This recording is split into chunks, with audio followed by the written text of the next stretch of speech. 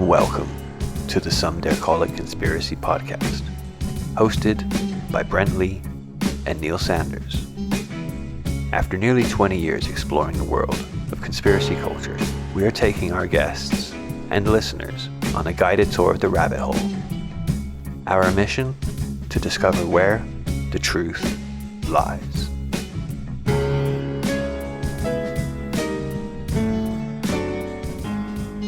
What you been listening to this week, man?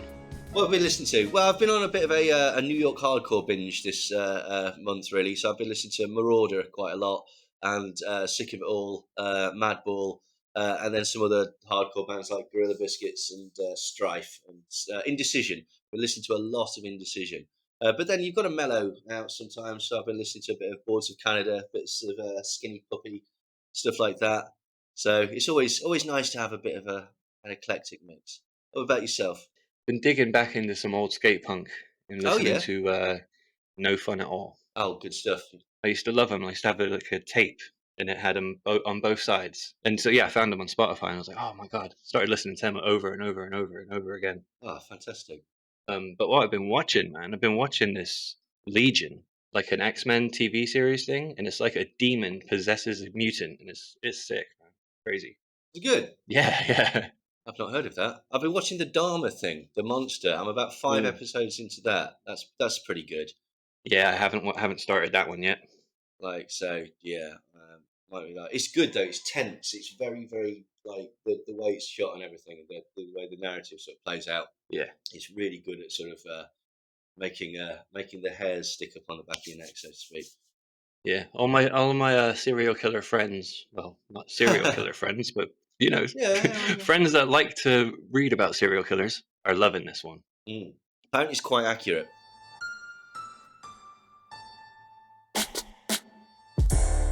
So let's introduce our guest. We have got a freelance writer and filmmaker, Dylan Reeve. Dylan, how you doing, mate? Hey guys, I'm great, and have nowhere near that level of musical knowledge to offer anything like that. Nothing remotely similar. What sort of music do you like, Dylan? No, I just listen to whatever's on my wife's Spotify playlist, which is pretty all over the place. Yeah, pretty straightforward stuff. Sure, it's all been top 40 pop at some point.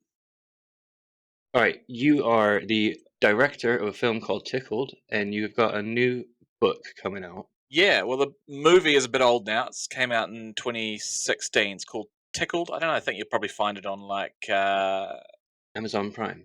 Yeah, Amazon Prime. There you go. It's on Amazon Prime and the old iTunes stores, things like that, and also in the illicit places on the internet that people look for things like that sort of. But the more recent project for me is a book on conspiracy theory, which is what brought you into my orbit. I actually interviewed you for that. Mm-hmm. My book is sort of focused more on New Zealand, which is where I sort of live and pay attention to these things. But as you well know, the nature of conspiracy theory is not bound by geographic boundaries. So I'm certainly talking about and thinking about things well outside of my own nation. It's called Fake Believe. Yeah, Fake Believe. Subtitle sort of Conspiracy Theory in Aotearoa. So what's the angle of the book then? Yeah, I mean that's a bit hard. I'm about to have to do publicity for it, so I should probably actually get this under control. What is the angle of the book? I think what it isn't is like a deep dive into what is and isn't true about any given conspiracy theory. I'm not trying to debunk anything, or not that I'm not trying to debunk things, but that's not the point of the book. It's more about thinking about where conspiracy theory is at the moment, what sort of impact it's having in New Zealand, why people believe the things they do. I guess I was mostly writing it with sort of a thing in mind where, because a lot of people I know that I've been interested in this for a long time, in the past few years, when maybe some friends of theirs on Facebook have started posting some weird shit, my friends have come to me and been like, hey, what's this about? And so I think the gist of the book is essentially trying to help people understand what this is about. Right. Be it George Soros or Bill Gates or vaccines or I don't know, weather modification. Just the regular stuff that pops up in your uncle's Facebook feed. Yeah, or my Facebook feed. Or your Facebook feed, yeah. So that's the main idea, is just to try and help people sort of get an understanding, get their heads around it. Yeah, sounds fascinating. That sounds really, really great. Like, so how did you decide to get into that then? Yeah, so that was an interesting thing I hadn't really thought about until I started actually writing the book. Is sort of when I developed an interest in conspiracy theory. And if I think back to it, I think it pretty much happened. I mean, so I'm in my early 40s. So I was, 21 when a couple of planes crashed into the Twin Towers in New York. Hmm. And I was a very internet person at that stage of my life. I am still. But I watched a lot of that unfold on online web forums, places like Metafilter. I don't know if you remember Metafilter, but there was an incredible sort of live updating comment thread on Metafilter that probably stretched to hundreds or thousands of comments by the end of the day of people just sharing their experiences and what they'd seen. And because, like websites like CNN.com were just collapsing under the pressure of what was happening, so I watched a lot of that unfold on the internet in real time. And then a couple of years later, I suppose, I, for whatever reason, was enjoying what I would have called at the time debate on the internet, but Yeah. really I was just arguing with people. Yeah. Um, and I was arguing with people about whatever, I thought I was pretty smart. So I was arguing with people about religion and politics and other shit that I didn't really know a lot about. And then increasingly, people started bringing conspiracy theory ideas and mostly 9/11 stuff at that stage. So like 2003, 2004, I was starting to sort of hear popular 9/11 conspiracy theories online where I was hanging out. And I've just I don't know what it is. I have what I would describe as like a reasonably well attuned bullshit detector. And so a lot of that stuff when I first encountered it, just like I was like, nah, that's shit. That's not right. That's like it literally doesn't make sense.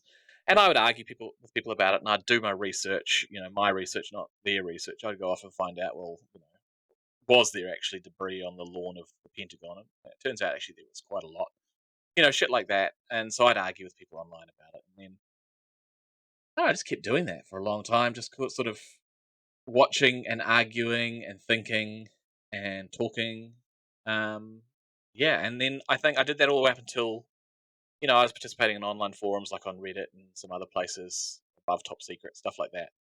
Um, a lot of reading, occasionally engaging, and always it was even as someone who was like openly skeptical of conspiracy theories, there were a lot of people who were willing to engage and chat and debate and share ideas and be quite upfront about it. And it was, Mm.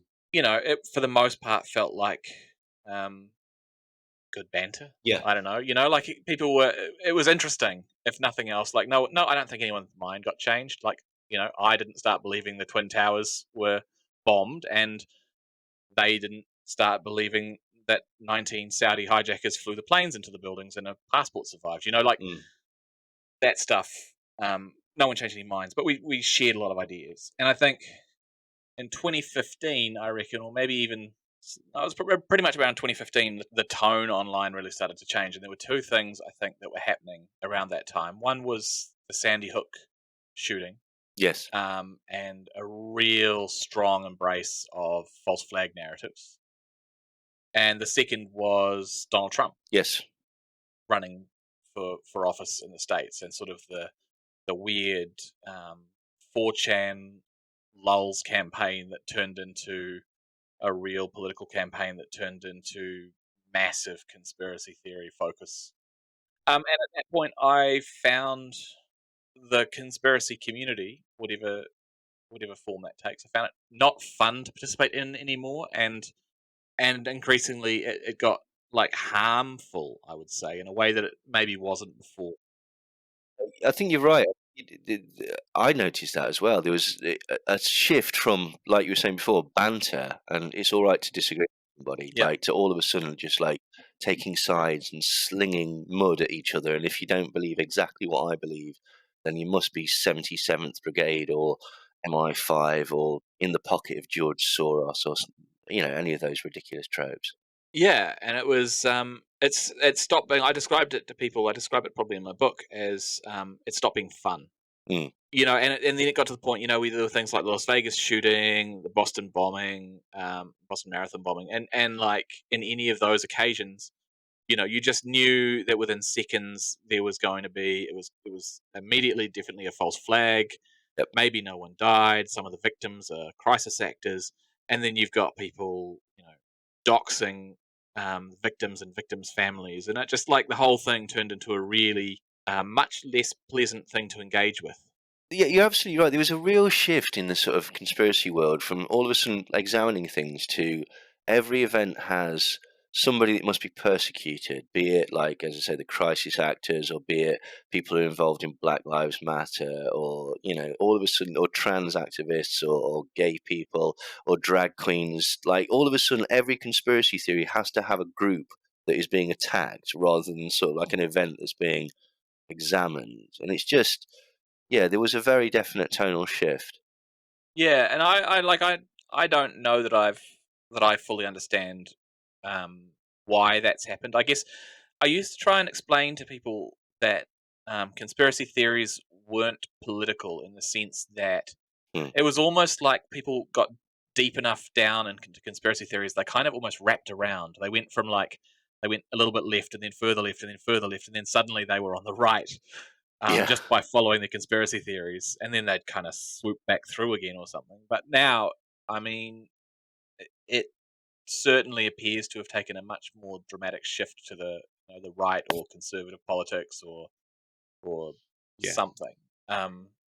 Yeah, and so like I set out to try and understand that a little bit for myself when I was writing the book, just to kind of get a better sense. And the other thing that really fascinates me when I sort of stop to think about it is, and I think I talked to you about this, Brent, was why the people who are going into these spaces, who are sort of, and like COVID-19 was like a really wild time, I suppose, for people to stumble into conspiracy spaces because they were legitimately a bit worried about some stuff that was freaking them out, and the information Totally. that they were finding um, that resonated with them was deep down, or was leading them towards some deep rabbit holes. The thing that I never understood, and that I've spoken to a bunch of people about, like people who are in this space who've believed these things through COVID-19, who are like people who were not really in the conspiracy space before COVID, and then got into it either through like doubting the virus itself, or more commonly through concerns about vaccines, which maybe they didn't have Yeah. prior to COVID. Like they weren't really worried about the MMR and all the others, but somehow the COVID vaccine freaked them out more. Mm. And the thing that I never understood was like that I watch people go into these spaces, and I'm in a lot of these spaces. Like I'm watching a lot of these spaces. I was doing journalism around this stuff, and people go into these spaces, worried about a vaccine or a virus, and then suddenly there are people talking to them about the deep state and white hats and QAnon and Yeah. shit, and I'm just like, and then once the Ukraine thing started, there's people talking about how Russia's the good guy and Ukraine's the bad guy, and Uh-huh. and I'm like, how are Mm. you coming into this like a bit worried about a vaccine, seeing all of this other shit playing out, and not going, oh, maybe I've stepped in the wrong room, Well, Yeah. yeah. but none of them seem to be. Well, it's because of the community and the psychological comfort. I mean, like, Yeah, basically, if you go into there like terrified that there's a virus or whatever, like I've said this a few times, right? Okay, people are scared of uncertainty, and people didn't cope well with like a world like pandemic.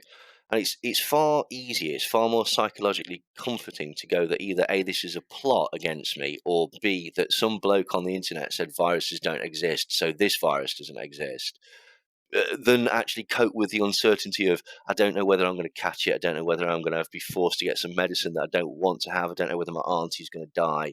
I don't know any of this sort of stuff. So people tend to gravitate towards people that are given a solution. It doesn't even have to be a good solution, but if their brain can wrap it around, it's one less problem that you have to deal with that day. So you just sort of store it away. yeah. The problem is that basically, if somebody's dealt you like you sort of some advice that's allowed you to deal with something as massive as like COVID, and then they'll tell you something else, you have a tendency to believe them because basically they've already, A, these are your new friends, and you've got that lovely new sort of like group of interesting people to chat to. And B, basically, there's all sorts of other things that they can give you comfort about. Oh, all politics is rigged, is it? Oh, brilliant! Right, that means I don't have to worry about voting, Yeah. or Yeah. taking any notice of legislation. I'll just let it all wash over me because everything's planned. I was going to say that was a user story that I imagined long before COVID. I was talking about because I sort of wrote a treatment for a documentary series that I wanted to produce, like 2016 probably.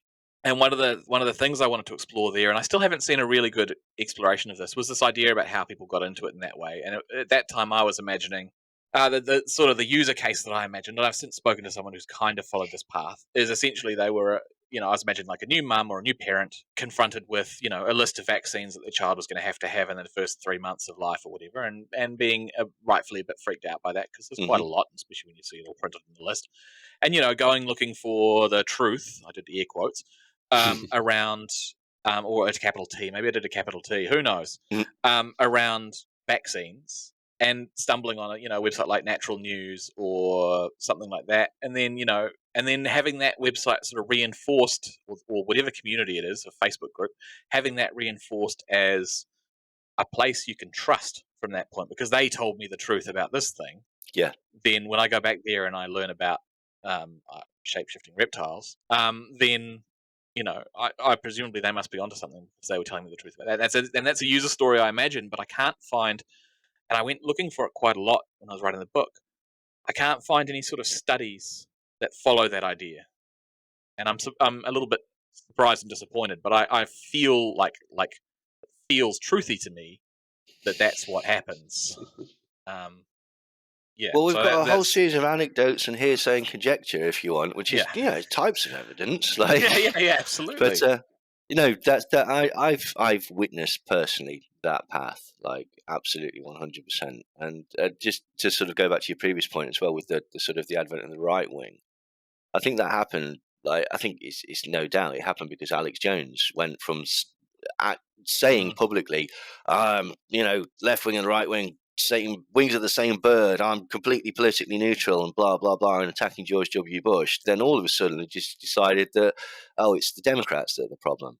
And he's a leader of the field, so when people when he speaks, people listen. Basically tie that in with this concept that Trump was like a savior, and then QAnon and all this, and Pizzagate and all this nonsense. Yeah, I think Pizzagate and QAnon had a massive part to do with it, because they were very solidly focused on the Democrats as being, and it's so stupid. Like, you guys are in the UK and I'm in New Zealand, and neither of us, we're not in the US, and none of this should fucking matter to us. But because there's no geographic boundaries in this, half the, in fact, pretty much all of the New Zealand conspiracy Telegram groups that I'm a part of or whatever are constantly sharing American QAnon bullshit, and I'm like, anyway. They're all coming here. There's tunnels between Australia and Samoa and New Zealand, apparently, that they traffic children through. The big volcanic eruption that was it in Tonga? I think the Tongan volcanic eruption last year apparently was actually a deep underground military base being exploded. So there you go.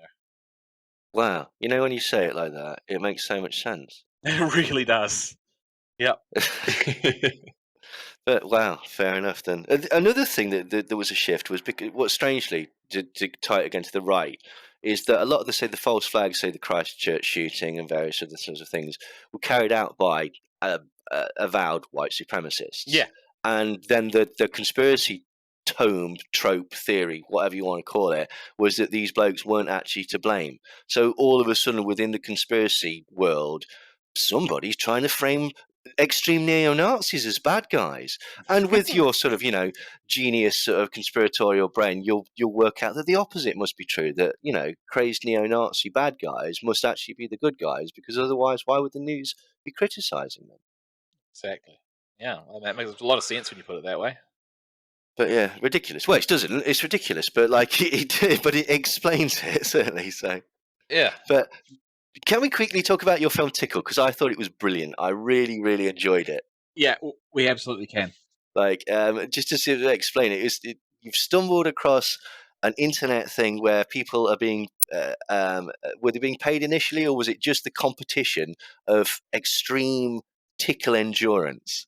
Competitive endurance tickling, as you well know, is a sport, a legitimate sport for heterosexual men to restrain each other on a bed and tickle one another. For the thing that always got me, so the story begins, and it begins in reality, and it begins in the film, that my friend David, who worked for a TV news station here in New Zealand, happened to see a Facebook ad for, I don't know, like attractive athletic men for an international competition, athletic competition or something, and it was, you follow the link and it takes you to this website about competitive endurance tickling, and you're going to get free flights from New Zealand to the US to Los Angeles. You're going to get put up in a fancy hotel. You're going to participate in this competition. I think maybe there was prize money on offer. You're going to get a photo shoot with a professional photographer. Like if you're, let's say, 19 to 25, a hot himbo, like, yeah, shit, it appeals. Why not? Go and get tickled for a couple of hours. Who cares? For a free flight to LA, like, sweet. And the hotel they put them up, it was nice. Like, it's all good. Anyway, it turns out that when you look at it that way, it kind of seems a bit weird. And if you're a news journalist who makes stories about weird shit, which is what he does, or was doing at the time, he sort of emailed them and went, "Hey, this thing you're doing sounds wild, and I'd love to do a story about it. Like, competitive a tickling competition. Like, that would make a great stupid TV news story." He was doing the story like, the late news. I don't know if you have this in the UK, but I assume you do. You have the late news, and at the end of the late news, like the last couple of stories on the bulletin are some stupid human interest weirdness. Here's a dog that can play cricket or something. Perfect. Yep. Here's exactly that stuff. Here's a donkey that thinks it's people. So he wanted to do that story, and he contacted them on their Facebook page, and the response he got back was, "We don't want to have anything to do with a homosexual journalist." And Wow. And David's bisexual. It doesn't matter, but that from the very beginning was like, that's fucking weird. And so in real time, this is unfolding, and I see this post from David about, like, this is a fucking strange thing that's just happened, and I start digging into it, and he starts digging into it, and we're exchanging messages, and then it just gets kind of wild. We start to sort of we post a few like blog posts about it, about this sort of investigation we're doing, and our theories about what's really going on. And we learn some things, and we speak to some people, and then suddenly we've got lawyers threatening us, like American lawyers threatening us with defamation lawsuits and giving us friendly advice to stop getting involved. And so obviously we did the thing that made sense to us, which was we started making a documentary. Clearly, yeah.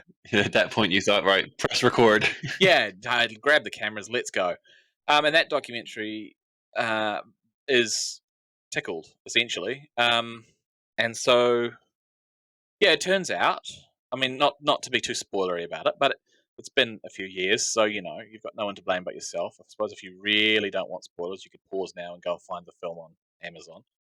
But, yeah, spoilers, it's not really an athletic competition. It's actually just some fucking rich perv who wants to see videos of guys tickling each other, like, normal shit. And it plays out. It's a weird story, and it's there's twists and turns, and like there's shit in the film where we were just like, what the fuck.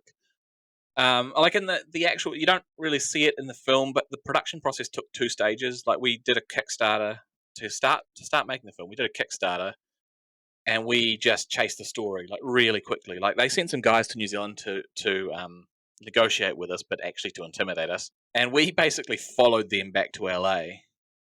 Like, they left, and we went like 3 days later, and turned up at one of their tickling shoots. And we thought we knew what the story was. Like, we'd found some people. We traveled around the States for a couple of weeks. We spoke to some people who'd been through this experience and stuff like that. And then we came back to New Zealand, and we were like, we do not have the story. Because we spoke to people and we learned more while we were there, but we were running out of time and money.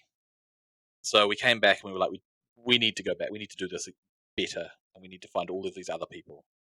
And so at that point, it went through a whole process of, we basically refactored the film, figured out what we needed to do differently, got more funding, got a bit more professional about the whole process, and went back and did more of it, and did it again, did some of it again, did more of it. Yeah, and it was like, the process was kind of like mind destroying at times. Like, we were convinced we were being followed by private investigators. Like, we were doing evasive driving and things to try and get away from people that probably weren't really there, but who knows. And we were talking to people who were giving us warnings, and stuff was going, we were finding out about like cases in the past that had involved the Secret Service and the FBI, and it was wild. Anyway, we made the film. The film came out. We premiered it at Sundance. We sold the film to HBO and a company called Magnolia, who's like a film distributor in the States. And it had a theatrical opening in the US, so we went back to the US and did like Q&A screenings and stuff. And we did this whole launch, and we were doing it, because the US exists in two places. You can exist in New York or LA. There's apparently other places in the US, but whatever. So we did simultaneous kind of screening, Q&A screening, because there were two directors. Me and David co-directed it. So David was doing Q&A screenings in New York, and I flew out to LA, and I was doing them in LA. And then I'm doing a screening with a Q&A, and I'm in the cinema before the film starts. I just happened to get there early, and I see, the main protagonists of the film, or antagonists, I suppose, of the film walking into the cinema for the beginning of the screening. Like, oh shit, something's about to go down. So this is the rich guy that's been paying people to get tickled on camera and then harassing them afterwards. Yeah, and his handlers and some of the guys who'd been tickled. Like, there was just a bunch of people went into the film, and I'm like, shit, I've got like 90 minutes to get a crew here and film whatever's about to go down, because something's about to go down. And so then that whole thing happened. That then forms the basis of another, like a 25-minute sort of mini sequel. We never got satisfactory answers, I don't think. Like, if there's one thing about the film that frustrates me as the maker of the film, is that there's no conclusions. I mean, sometimes, often in life there isn't. So be it. Like, we never find any real solid conclusions. But and we'll never get to, because unfortunately the guy died. He had a big heart attack and died, and so I mean, the people the reason we made the film was because the process that this company, Jane O'Brien Media, and the person behind it were going through was actually really specifically victimizing a number of the people who were involved. So they'd go and do this tickling competition, and then if for whatever reason they offended the person behind it all, then they'd find themselves with a website set up in their name, and they'd find emails going out to employers and schools, and their videos being posted on Pornhub and YouTube and all sorts of places. And so, people were getting their lives not quite destroyed, maybe, but certainly they were on the receiving end of some significant harassment. So, with his passing, that ended, but we still will never really understand what the fuck was going on, which is a shame. I took it from the film that there must have been. I mean, obviously it's speculation, but there must have been a sexual element to it, surely. I would be staggered if there wasn't. And, I'm no psychologist. He's dead now, so he can't sue me. But I'm going to say there was some pretty repressed homosexuality kind of going on there, which is shit. Like, he grew up in an environment and a time, although not so much, but he grew up in an environment and a time where he couldn't be himself. Yeah. And for whatever reason, that manifested in a really unhealthy way that impacted a lot of other people. I think those videos, the tickling videos, they do evoke an emotion or evoke something in you, because they made me feel fucking uncomfortable, really on edge watching this happen, and feel like obviously someone must find that feeling arousing. Yeah, quite a few people do. So the other thing that I learned is, since I made the film, I still have it, but I had a saved search on Tickled, for Tickled, some keywords on Twitter. Yeah. And I still check in on it occasionally, and I learned real quick that there's, first of all, quite a lot of tickle porn in the world, and second of all, quite a lot of people on Twitter who are into it and sharing it. So, okay, we shall hashtag tickle this. Yeah, when we were coming out in the States, our distributor wanted to be hashtag tickled, and I was like, before you print that on a poster, I recommend you search it on Twitter, and then you come back and tell me if you think that's still the right idea. And they came back and they're like, oh, yep, not that then. I was like, yeah, hashtag tickled movie. So, brilliant. But yeah, it's an excellent film. It's really, really good. It's entertaining, but it's full of twists. it's it's cracking, really good. I recommend it. Yeah, and I think, like, there's an aspect of the shit that I liked about engaging in conspiracy theory stuff that sort of drew me into that film originally as well, and that was kind of seeing this thing that triggered my bullshit detector.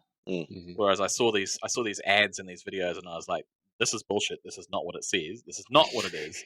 And that sort of thing where I want to go and actually try and understand what it really is. And so that was, the same instinct at play there. I guess one of the other things I explored sort of in writing the book was why, because there's a whole lot of stuff, and one of the things I really want people to understand when I write about conspiracy theories and talk about conspiracy theories is I want them to understand that the people who are believing these things aren't idiots. And I think it frustrates me when I talk about this stuff online on Twitter or Facebook or whatever, and people come back with like, "Look at these fucking idiots. Why would they believe that?" And I'm like, I mean, sure, in a sense, but not like. And I think it's so there's an aspect. I think there's an aspect of conspiracy theory that freaks me out in the sense that I could and this happens with incels as well.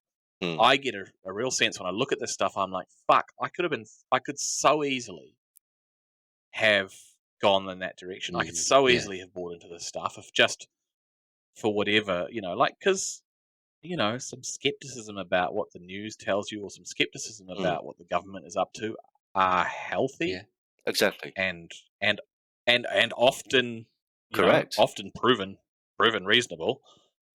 It's just usually it's not quite as extreme and nor as Machiavellian. It's usually just much stupider. Yes. But like, the incel thing, especially, like I remember being, a horny virgin teen on the internet in the early to mid 90s. And I'm like, man, if some people had been telling me this shit that, that drives the incel community, if people on the internet had been telling me this shit then, I would have bought into it. Yeah. It freaks me out. Because you might have resonated. They give you an excuse, they give you support in a strange way. I mean, obviously it's unhealthy, but because it's just sort of refocusing the negative aspects of it. But yeah, you've got a little community going on there, and you've got all these people who are basically very plausibly telling you that it's not your fault. Yeah, and also you think you're a good guy or a nice guy, and somehow the girls don't care about that. The girls are only interested in Chads. the chads, the fuckboys, the whatever you want to call them. And you're like, why don't they understand? And then that builds resentment, and it's like, it's fucked. And I'm just like, so there's an aspect of me that I really don't understand why none of that stuff dug into me in that way. And I put it down to, in a sense, that I've always had this kind of innate bullshit detector and skepticism of big claims without evidence, starting with religion, and then also my parents when I was growing up, when I was sort of in my preteen years. My parents were pretty new agey. Okay. We went to the States so they could do a crystal healing workshop when I was like 8. They came back to New Zealand and opened a crystal store. They used to listen to audio tapes of a channeled, a 7,000 or 8,000 year old spirit channeled through a insurance salesman from Florida, I think. Just that regular sort of stuff. Yeah. Oh yeah, we've all been there. Yeah, absolutely. There was a lot of bark flowers and rescue remedy and shit in my childhood. And there was an aspect of that stuff where I was just like, this is bullshit. And then my parents did Amway, which I think made it worse. I was just like, you're being ripped off. But you say that, Dylan. I mean, there's certain products that we have to use every day. I mean, you'd agree with that, wouldn't you? I mean, you'd even go so far as to say there's certain products that you probably couldn't live without. And I think that's what's good about Amway, is it provides you with the access to these products every day. And they're hyper concentrated, and you don't need to use as much of the products. And so actually they're saving you money. Absolutely. And you can make it a business for yourself by introducing these excellent products to your friends and family. And the more people you bring in, the more you stand to gain. Let me draw some circles on this whiteboard for you. Are you saying I could profit from helping others? Absolutely could. Yes. And as you get more and more downline. Well, this is win-win. Ah, brilliant. Yeah, so watching my parents go through that, I was like, this is bullshit. This is ridiculous.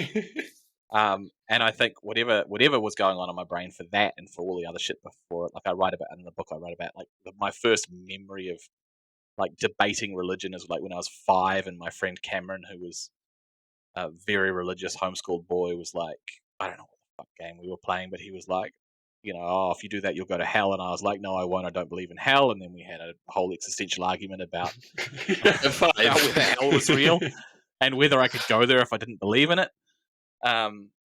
Yeah. So it's like we're in this space for whatever reason. I feel sort of blessed, and there's a there, but for the grace of God go I thing about conspiracy theories, because I've talked to a lot of really intelligent people who are thoughtful, who examine things. They're critical of information that they take in, and yet somehow they land on this other side of the conspiracy theory thing.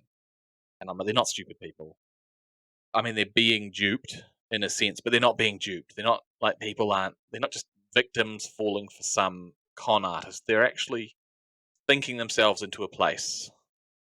And I think it's useful to understand that, because otherwise you write everyone off as mentally ill and stupid, and it's like that's not helpful, and it's not true. Absolutely, yeah, spot on.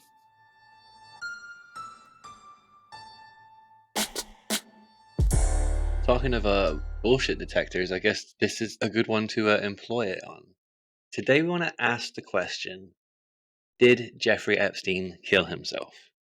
Now, this is one of those conspiracy theories that arose spontaneously out of our collective consciousness. The moment we heard a talking head on TV say, Jeffrey Epstein found dead in cell of apparent suicide, I think almost every mouth across the planet said, fuck off. You expect me to believe that? And it is unbelievable. But still, before we start this deep dive, I come from the position of suicide is more likely a possibility than murder. I guess we'll see where we all stand at the end of the episode. I'd like to know where you guys stand before we start. You told me that we were going to talk about this, and then it completely skipped my mind, and I've done no research, and now I have to remember what I thought about it when I first heard it. And I'm pretty sure I think this. I'm pretty sure I think the same thing, which is like he had a fuck ton to lose, and he was in a bad space, and had lost a lot of his, had this lavish lifestyle and a lot, and was now facing, I guess, the rest of his life in an 8x10 cell or whatever it is. And yeah, like to my mind, it's certainly not even remotely implausible, I think, that he killed himself. But on the flip side, the idea that someone offed him, like he potentially could implicate some people who would not want to be implicated. So, I don't know. Well, I have to admit, I was firmly in the camp of, no, of course he didn't kill himself. He's very clearly been offed. He's too much of an important figure. It just in as much as basically like he's essentially the most prominent and sort of important prisoner, or whatever you want to call him, like in recent times, and through what would appear to be a cavalcade of errors, coincidences, and mishandlings, this incredibly important person with incredibly potentially damning information on a lot of people somehow manages to escape both justice and scrutiny by dying in a way that draws a line under all of this. The can of worms hasn't even begun to be opened because it's dead. That's slightly mixed metaphor, but you see what I mean. So yeah, I was firmly in the no. Of course, Jeffrey Epstein didn't kill himself. Like now, whether that is accurate, we'll see. Basically, just to sort of explain who Jeffrey Epstein is, like we will go into a full explanation, but just in case anybody's going, I've never heard of this fellow. Jeffrey Epstein was a socialite and a supposed billionaire from New York that in the early 2000s befriended a series of prominent figures, including royalty, politicians, movers and shakers in the tech world, and celebrities. And throughout his life, there's been accusations of sexual abuse against children. In the early to mid 2000s, he was arrested and charged with a series of sexual crimes against children, but somehow managed to, let's say, escape justice, only for several years later. In 2019, he was arrested again on similar charges, essentially trafficking young girls and using young girls for the purposes of prostitution, only for, on August the 10th, him to be found dead in his cell in a Manhattan prison, seemingly having hung himself and committed suicide. Did he do that? This is what the episode is about. Shall we just dive into it then? Yeah, I want to hear what the conspiracy theories are. Absolutely. So just to explain as well, what we're going to do at the beginning is we're going to focus on whether he killed himself. So if anybody's curious to know who Jeffrey Epstein is, or the sort of broader conspiracies around him, the context, that is coming up. But first, what we're going to do is we're just going to explain some of the reactions to his death and the theories that sort of abounded from it. And the first video that I saw on this was from Stephen Crowder. Stephen Crowder, I'm not a massive fan of Stephen Crowder, I have to be honest. I'm not a fan at all. No. Let alone massive. No. I'd like to push him slowly into a massive fan, but I don't think that's the same. Anywho, to be fair to him, this video was quite entertaining. What he's done is he's mocked up a cell, or an area that looks like a cell. It's a bunk bed, essentially. And he's dressed up as Evel Knievel to do the stunt. He's going to recreate Jeffrey Epstein's death by putting a noose around his neck and seeing if he can create sufficient weight and force to break his neck. Now, just to explain, again, we will expand on this, but this is due to one of the main sort of theories as to why people think that Jeffrey Epstein was murdered as opposed to committed suicide. And we'll go into more detail later, but essentially there were certain bones in his neck next to his larynx and his Adam's apple that were fractured. Certain people have postulated the theory that this is more akin to a strangulation homicide than a suicide, and it's more common an injury with homicide, therefore suggesting that there's something really iffy about this. So what Stephen Crowder does is he dresses up as Evel Knievel.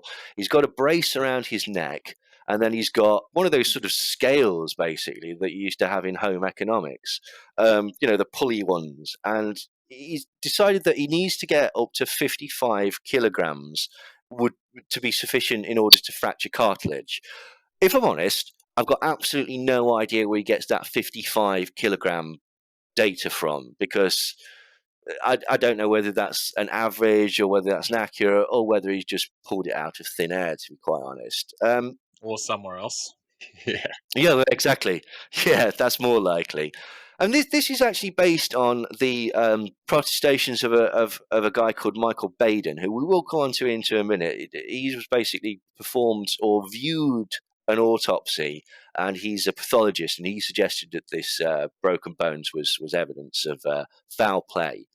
Anyway, what Stephen Crowder does is he gets this noose on and he tries a number of different methods to try and get up to the 55 kilograms. And it's a bit of a confused video, really, because he doesn't actually reach that, but then he claims that he probably would have reached that, but the actual device measuring the weight was broken or reset itself or something. So they didn't get a clear sort of what you'd call scientific reading or anything like that, but they still come to the conclusion that basically he thinks that Jeffrey Epstein probably didn't kill himself in the way that it has been suggested. So that was Stephen Crowder, really. I thought it was a valiant effort. If anything, if I got any advice to Stephen Crowder, is I'd say try that again and try a lot harder. I think that really, put your weight into it, so to speak. I think that maybe the neck brace was a problem. Potentially, but valiant effort. Again, but I would definitely encourage Stephen Crowder to try that again in the near future. So that was literally it, basically, and this comes from discrepancies in as to how Jeffrey Epstein was found. Initially, what it was said was that he was found dead in the cell by guards in the early morning, and he was in a cell on his own, and we'll come to why that is in a second. But there was some discrepancy as to how he'd actually killed himself. Initially, people said that because of the force required to choke himself and to cause those breaks in his throat, he would have had to have thrown himself off the top bunk in order to generate that force. Later, the autopsy said that actually what he'd done was he tied the noose to the lower bunk and he'd simply knelt forward, a bit like D'Angelo supposedly does in The Wire. Like, very, very short, just choked himself through his own weight leaning forward. And if I'm honest, that's never really been cleared up, but we will come to that as we go.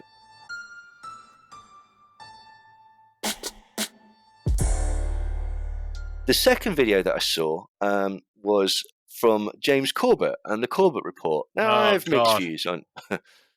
Not a fan. I'm very familiar with his 9/11 video. Yeah, yes, that is one that he's the little 5-minute vignette of one that he's done. Is that the one that you're talking about? Yeah, I think so. Yeah. And I'm forever immortalized in his 7/7 special. Oh, lovely. Are you? Yeah. How come? Yeah, my 7/7 spoken word is at the end. Oh, beautiful. He closes the show out with it. Did you get any money for that? No. Oh, what a cheapskate. You should look into licensing. Yeah, absolutely. Now, to be fair to James, with this one, he appears to have been ahead of the pack somewhat. And this is a video called Suicided, the Final Days of Jeffrey Epstein. So, he's making it clear in his sort of title that he thinks suicided is a phrase that means basically somebody's been murdered, but in such a way that it would appear to the casual viewer that they've committed suicide. And this is done purely simply as a way to cover up the murder, but is often done in conspiracy law in such a way that it's apparent that the person couldn't have killed themselves. There's a famous idea that people kill themselves by shooting themselves in the head twice. Yeah, like whether that's an actual thing or not, I'm not actually sure. I know of the tropes behind it, but if anything, this podcast has taught me that, yeah, you can't really rely on tropes. But anyway, that's the thing. 2 bullets in the back of the head, committed suicide. On the 8th of July, which was actually 2 days after his arrest, after his secondary arrest in 2019, James Corbett had already gone on his show and made his concerns clear that Jeffrey Epstein would, in inverted commas, commit suicide in his cell. He thought that there's no way that this chap is coming out, and then he was subsequently found dead. Now, what Corbett makes out is that Epstein's not been suicided because he's a good guy, because he's about to sort of whistleblow on the establishment or anything. He's been killed in his mind in order to conceal secrets. What these secrets are, we will find out. Essentially, they'll be connected to sex trafficking rings, like potentially using young girls for blackmail against politicians, and basically just the use of young girls, often through modelling agencies, for sex. And so this is the grimness that Jeffrey Epstein was involved in, but we will get to that. So the timeline for his death is that on July the 6th, he's on his way back from Paris in his private jet, and he's actually arrested as soon as he lands at Teterboro Airport in New Jersey. And on July the 10th, he's booked as inmate 76318-054 at the Metropolitan Correction Center in Lower Manhattan. A few days later, a couple of weeks later, on July the 23rd, apparently Jeffrey Epstein has what is considered his first suicide attempt. Now, at this point, details are very, very sketchy. James Corbett doesn't know who was involved in it, but seemingly he was put in a cell with another guy, a big strapping guy. And about sort of 1:30 in the afternoon, guards walk past and see him lying on the floor, clearly in distress. The cellmate claims that he's tried to kill himself and that he saved his life. Epstein claims that the cellmate actually attacked him. The guards, basically, they don't know what's happened. Some of them think that he might have been attacked. Some of them think that he might have tried to commit suicide. Some think that he might have been sort of faking suicide in an attempt to get out of this cell with this person, or even a private cell on his own, basically. But what's interesting is within 6 days of this supposed suicide attempt, Jeffrey Epstein was taken off suicide watch, which some people, including James Corbett, think is highly unusual.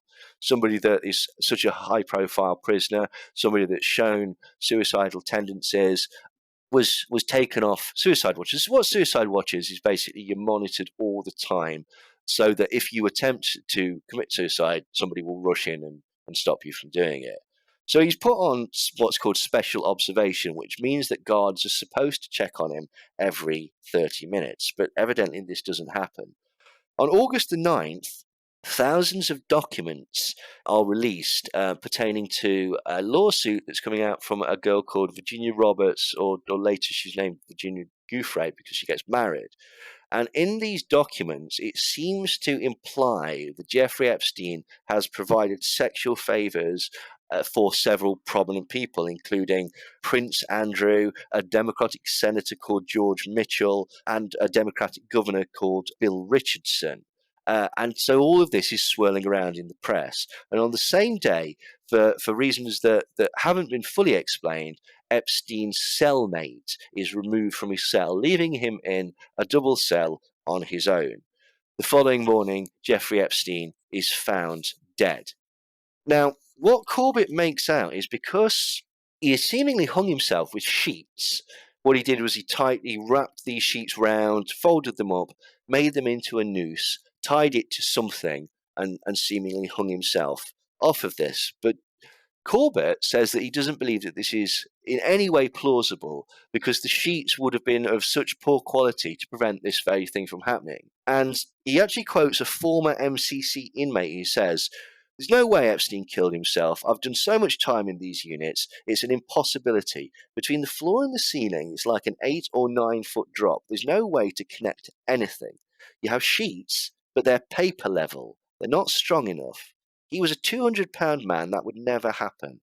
Could he have done it from the bed? No, sir. There's a steel frame, but you can't move it."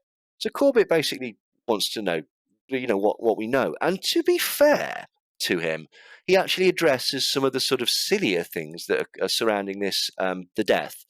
For example, as soon as pictures of Jeffrey Epstein came out, there was a picture of him seemingly dead on a gurney being loaded into the back of a hospital.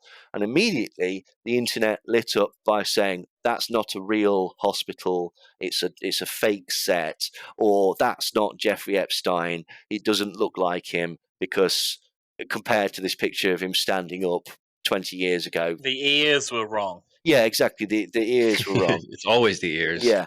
But to be fair to Corbett, he actually basically says, no, he doesn't buy any of this at all. He's been on Google Maps, and this is definitely what the back of the hospital looks like. And he also points out that when people die, fluids shift. And we also don't know the nature of the injuries that Epstein sustained. So he could have damaged his nose or his ears or whatever in the suicide attempt. So he really doesn't buy any of that explanation that this is a fake corpse, which is pretty good of James Corbett. Like you have to hand it to him on that one. He's dismissed some of the more wacky things offhand. He brings up Michael Baden. Now, Michael Baden was a private pathologist that was basically allowed to examine the body on behalf of Jeffrey Epstein's brother, Mark, and his lawyers, his estate, essentially. Now, Michael Baden is the person that says that he thinks that there's some foul play has gone off. He says that there's hemorrhaging in the eyes that's consistent with being strangled. There's breaks to the hyoid bone next to the larynx, which he also says are more consistent with being garroted from behind rather than actually hanging. There are certain other things which we'll come into later. But again, to give James Corbett his due, he immediately says, although this looks like a very, very powerful piece of evidence from Michael Baden has been involved in certain things before that suggest that potentially he will move and sway however the people who pay him feel that is best. And what he points out is that Michael Baden was actually part of the Warren Commission, so the investigation into JFK. Now, this makes it very, very difficult for conspiracy theorists because Michael Baden was the person that suggested that the bullet hole in the front of JFK's throat was an entrance wound, was an exit wound. just to explain, the theory was that he was shot in the front of the throat, which would mean that somebody will probably shot him from, I don't know, if you're into physics, to quote Bill Higgs, over there, in that sort of the grassy knoll area, like we'll call it a knoll, that sort of grassy hillock over there. That would seem to be from where the shot came, but no. Apparently, according to Michael Baden, this was an exit wound, which would mean that he was shot from directly behind, which would mean that the official story was correct. Now, nobody seems to have pointed out that wouldn't that involve the bullet going directly through JFK's spine? But let's not get bogged down with that. That's a different episode. Yeah. That's a very different episode. But the point being that even James Corbett raises the point that although Michael Bader may well be telling the truth, he seems to be, and I quote Corbett, he seems to be a pathologist for hire who will spin things any way the client wants. So, although that is strong evidence, powerful evidence, or compelling on the surface, Corbett errs on the side of caution. He also talks about messages that appeared on 4chan, and basically this was 40 minutes before the death of Epstein was announced. Yes, 4chan. I appreciate that. What this message on 4chan said was, not saying anything after this, but please do not try and dox me. But last night at 4:15 count, they took him medical in a wheelchair, front cuffed, but not one triage nurse says that they spoke to him. Next thing we know, a van shows up. We do not do releases on weekends unless a judge orders it. And the next thing we know, he's put in a single man cell and hangs himself. Here's the thing. The trip van did not sign in and we did not record the plate number. And a guy in a green dress military outfit was in the back of the van, according to the tower guy who let him through the gate. Guys, I'm shaking right now, but I think they switched him out. Right, okay, now this is interesting because basically this was 40 minutes before the announcement of Jeffrey Epstein's death by the mainstream media. Somebody seemed to have a bit of a prior knowledge of it in order to make the post. But what they've said is that they think that he wasn't murdered, it was all faked, and he's basically been banged into the back of a truck, and he's now living at large with Elvis and Tupac on that island, wherever it is. Like, that's going to be an interesting island. Like, it's like conversation would be interesting. Like, the entertainment in the evening would be astonishing. Would be sick. Yeah, it'd be amazing. Wouldn't it? Just like, so... Unfortunately, and again, give Corbett his due, he points out that although that is very, very coincidental, another 4chan message from the seemingly the same poster came up about 20 minutes later, basically saying, yeah, guys, I was joking. It's just a joke. I was only joking. So, right. Again, to be fair to Corbett, what he seems to be doing is sort of dismissing the wackier elements of the theory outright. But then he points out that basically there's something that we do need to be concerned about, that there's no CCTV video. For some reason, the CCTV that covers the outside of the cell where Epstein supposedly killed himself failed. He also basically says that he was taken off suicide watch at his lawyer's request, which is unusual. He says that prison guidelines require an explanation for this, and at the time of him recording this, he says that's just not come out. And he says that a program coordinator would have to do a face-to-face evaluation on Epstein, and as far as Corbett can see, this never happened. So it's very, very strange why he was taken off suicide watch. Even though he wasn't on suicide watch, he was supposed to be closely monitored and checked every 30 minutes. And according to prison protocol, he was supposed to have a cellmate. Like, prisoners aren't supposed to be left alone after suicide watch. And this, according to Corbett, actually violated the prison's normal procedures. He points out that the previous suicide attempt on July the 23rd, the cellmate who saved him or tried to kill him, depending on who you listen to, was an ex-cop called Nicholas Tartaglione. And what's interesting about Nicholas Tartaglione, built like an absolute barn door, massive, great bodybuilding looking guy, like great butch Omi, to use the parlance. And he's actually killed 4 men because he was involved in a cocaine ring, one of them by strangulation. Ooh. Exactly. There you go. That's definitely something. And also, Corbett points out that, strangely, Tartaglione had a cell phone in prison. So what he's inferring here is that basically Tartaglione is maybe got an order from somebody or something like that, and that the CCTV has failed, and then somehow Jeffrey Epstein, this massively highly prominent prisoner, has wound up dead. Now, the main proponent of the actual theory, or the main sort of source of the theory, is a chap called Michael Baden. Michael Baden was the pathologist. He's not the official pathologist that carried out the autopsy. He was hired by Mark Epstein, who's Jeffrey Epstein's brother, to oversee it and to basically see what his opinion is on the death of Jeffrey Epstein. And the first thing that he says is he points out that Epstein was only 84 kilograms. And he wonders if he had sufficient weight to strangle himself leaning forward. He also basically says that if he threw himself off the top bunk, which is what the initial theory was regarding his death, how come, and this was revealed in photographs of the cell directly after the body was found, how come there's a series of bottles and medicines and pill bottles all neatly lined up on the top bunk? If somebody had thrown themselves off that bunk with enough force, surely they would have been disturbed. They would have fallen over. At least some of them would. And so he points to the scene of the crime as to suggest that it would be very, very difficult for somebody to throw themselves off the top bunk without disturbing this. He also points out that in the room itself, there were other things that would be better suited for a suicide. There was a tube for a sleep apnea machine, and there were wires, basically like a plug, essentially, for this machine, which was stronger, and they're actually longer than the sheets. And so he questions why Epstein didn't use these instead of the sheet. On October the 30th, 2019, Baden issued a report that said the neck injuries in his client were more consistent with homicidal strangulation than suicide. He said there were 2 fractures on the left and right of the larynx, and 1 fracture on the hyoid bone, which is above the Adam's apple. And he says that basically, in looking at prison suicides over the last 40 to 50 years, he'd never seen an incident of prison suicide where anybody had these 3 fractures in the throat. And so he strongly points towards believing this to be evidence that foul play happened.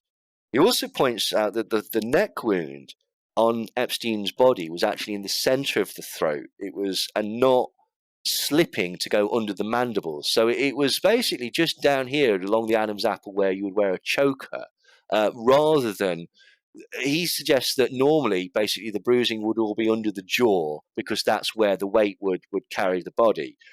He also says that there was lots of blood on the neck, but there was no blood on the noose. And this is very, very sort of confusing to Michael Baden.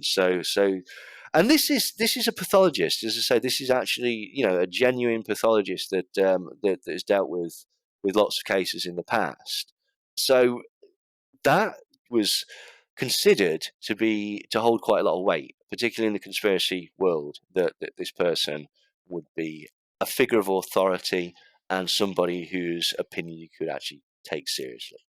Whether this is the case, we'll find out in a little bit, basically.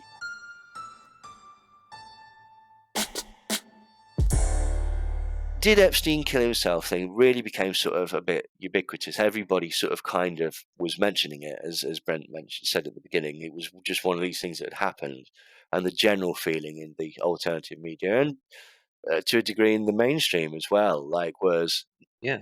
I think in the mainstream, a lot of people were just like, no chance. People at work were saying it. They're not even conspiracists. Yeah, Ricky Gervais even mentioned it, didn't he? 60 Minutes in the US did a story on it as well, using Michael Baden, I think. Yeah, no, and entirely they did. Yeah, various people did. I think 60 Minutes Australia did as well, actually, and various outlets, because it did seem very, certainly convenient. Yeah. Now, whether it was convenient, but that was the. It's painted as being convenient.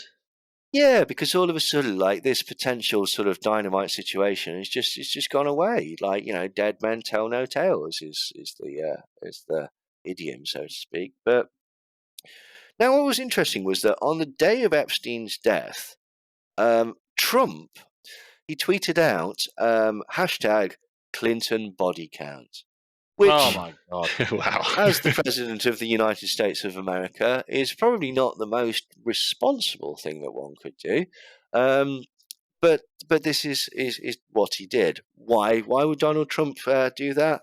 Would Donald Trump have a reason to deflect away from his own sort of intimate relationship with Jeffrey Epstein? Who can say? Well, we'll explore it as we go on. So the person who basically seemed to take the most credit, shall we say, for Epstein was our good friend and not crazy person at all, Alex Jones of InfoWars. And he's made a series of claims about Jeffrey Epstein, so we'll explore it. But the most sort of complete video that he's done on this is called Epstein Was Murdered and the Cover-Up is Unraveling. He starts this video off by saying, "It's official. Epstein was murdered. The evidence is incontrovertible. There isn't a jury in the land with all this evidence that wouldn't say he was murdered. And there is an ongoing cover-up that is unraveling." So Alex is basically, expressing in very sort of, emotive terms what everyone's concerned about. That Could you read that again, but make your neck veins pop right out?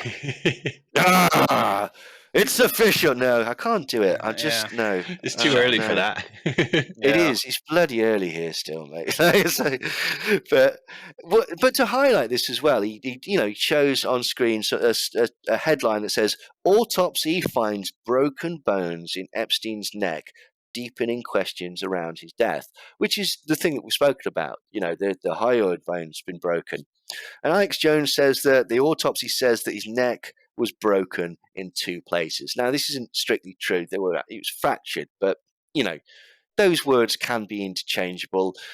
You could accuse Alex of, exaggerating, hyping stuff up, but I mean, I don't know whether that's really in his character. So I don't know whether that would be fair to lay that on the door of Alex Jones. So we'll give him the benefit of the doubt anyway. So he then shows another headline, which is based on Michael Bailey, saying that injuries are more common in victims of strangulation than hanging. And just to clarify his position on it, he says that nobody believed this paedophile pimp blackmail procurer Jeffrey Epstein committed suicide. And so just to explain, as we will expand, the theory was that Jeffrey Epstein not only had a penchant himself for young girls that he would traffic and exploit, but that also he would somehow use these young girls to lure and tempt prominent members of the establishment that he was friends with, people like Clinton and people like Prince Andrew, and people have recently suggested, say, people like Bill Gates and stuff like that. And the theory was that he was in some way blackmailing these people with the use of these very attractive young girls, and recording them, essentially clandestinely recording them, and then using these sex tapes as collateral for blackmail. And that was the theory that Alex Jones is speaking about. A bit like a piss tape. Yeah. Very Yeah, much. like a sort of Russian compromat thing. Yeah, very much like that. Yeah. I mean, again, like, why Trump would be so keen to sort of distance himself from Epstein? It's one of those things that at this juncture we simply don't know. Let's see if there's anything that comes. Yeah.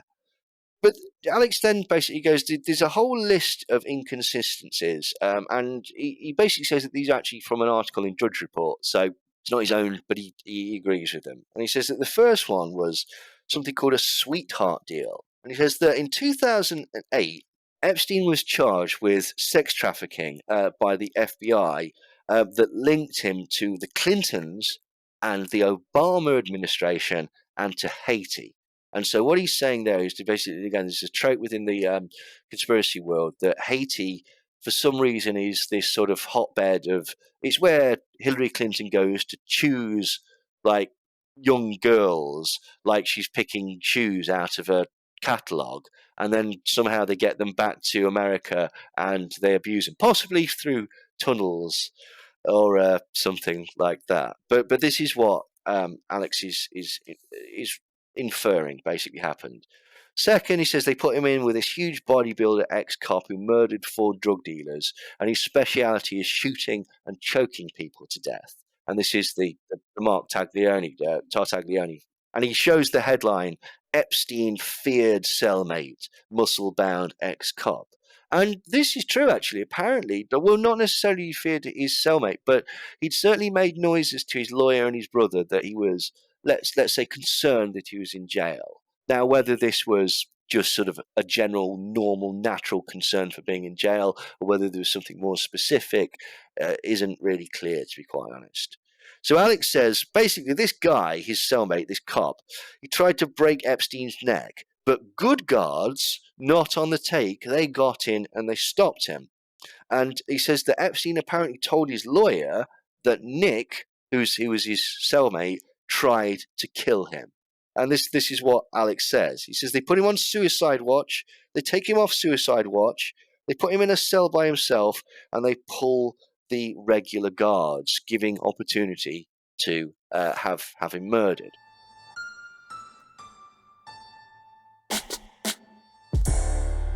So, the discrepancies that apparently Alex Jones has found in this Drudge Report article are that Epstein said that he would cooperate and he would begin naming names. 2, he was found unconscious 3 weeks earlier. 3, documents implicating top Democrats had come out on the day before he was died. 4, he was taken off suicide watch. 5, he was isolated, which is strange for a suicidal inmate. 6, that the camera malfunctioned.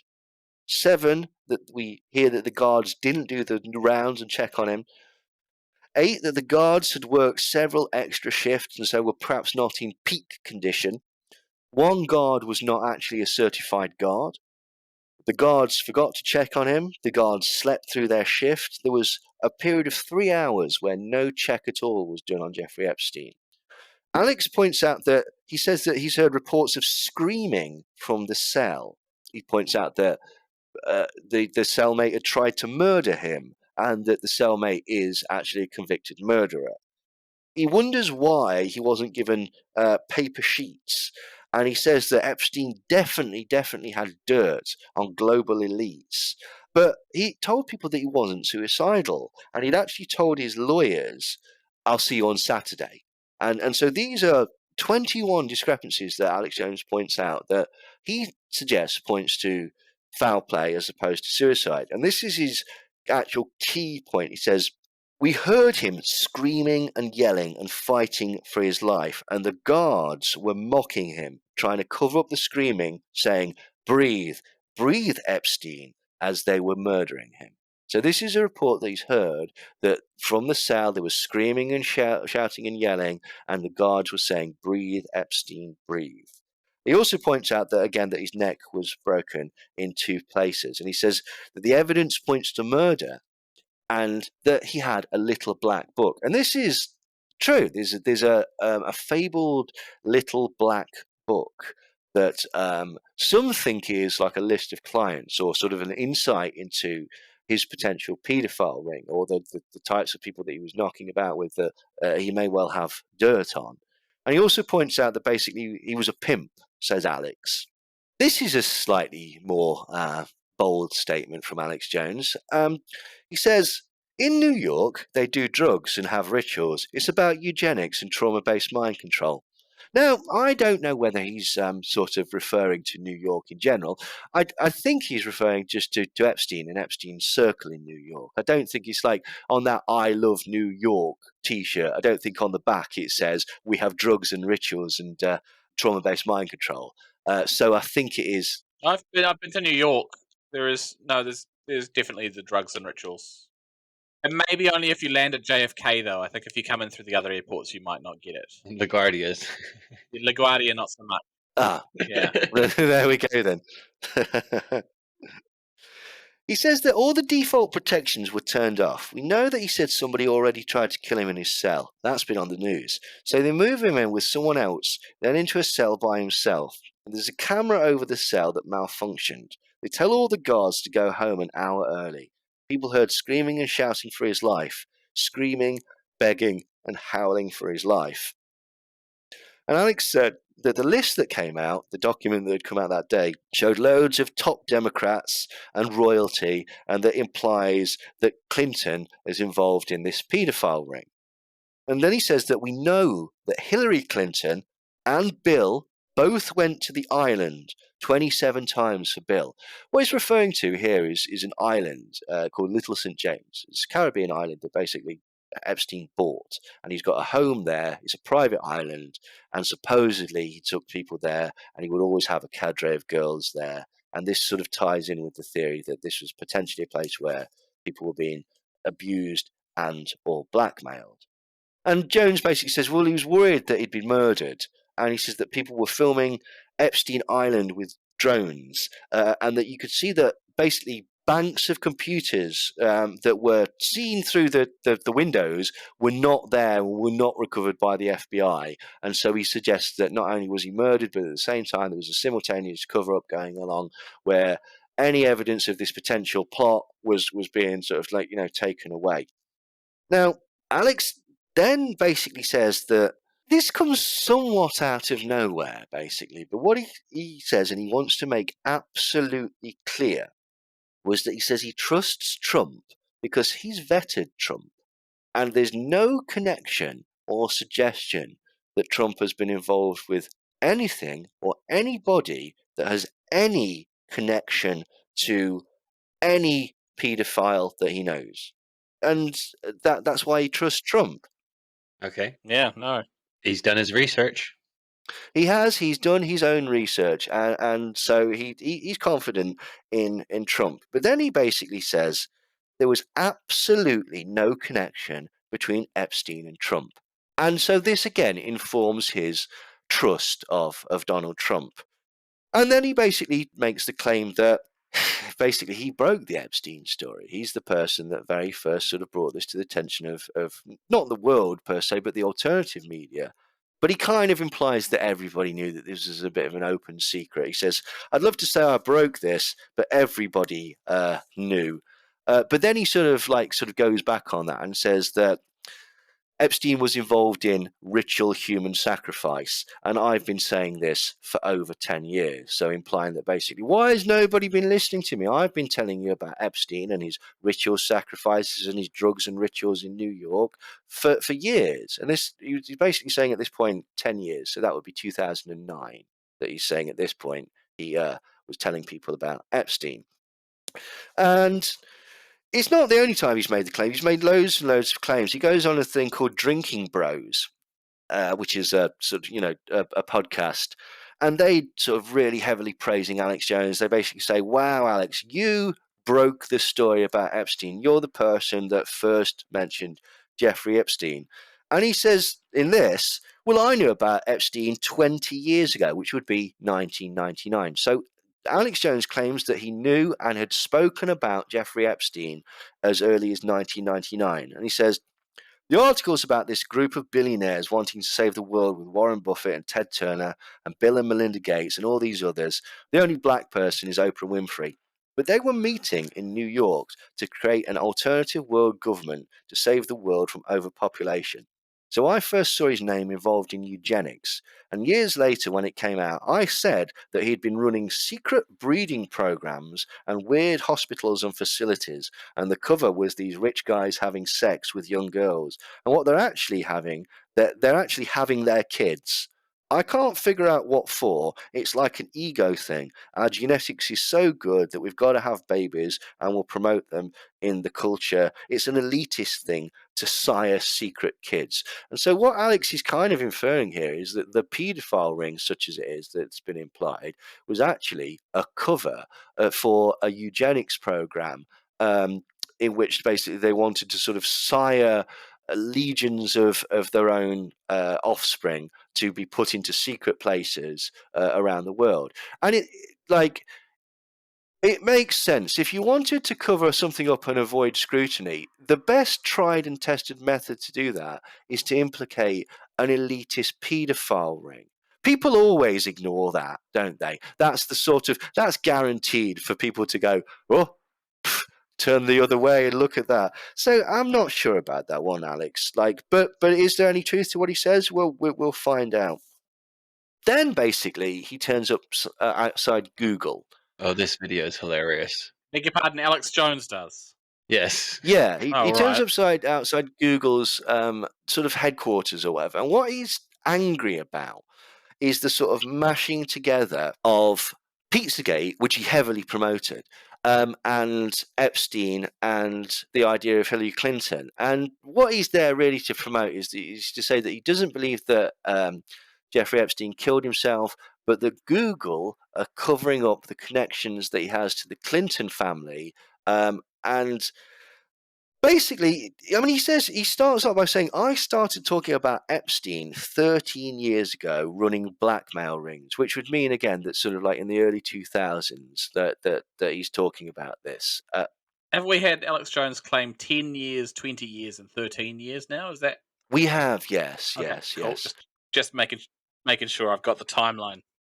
I would point out as well that some of these claims, he claims to have known about Epstein before his first arrest, which is interesting, certainly. But again, let's not get bogged down with facts. Let's So he says, I started talking about Epstein 13 years ago, running blackmail rings. And then he makes the point, he says, Pizzagate, because if you remember, what Pizzagate was this idea that this pizza shop in Washington, D.C. had been exposed by some emails that came out from John Podesta that were written in code that suggested that there was a child sex ring going on.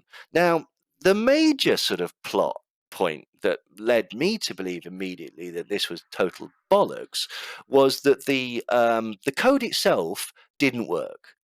If you applied, it was supposed to be like cheese pizza was supposed to be this, and like handkerchief was supposed to be a boy, and walnut was supposed to be a girl, or whatever this. And if you actually overlaid those words, which was over these messages, which was supposed to be an expose, it was utter nonsense gobbledygook. Not a single one of those messages actually made any sense. But Alex Jones very heavily pushed this. He said that it was real. He says that the Clintons were involved. He says that I forget the person who worked at Comet Pizza, Alephantis, I think was his name.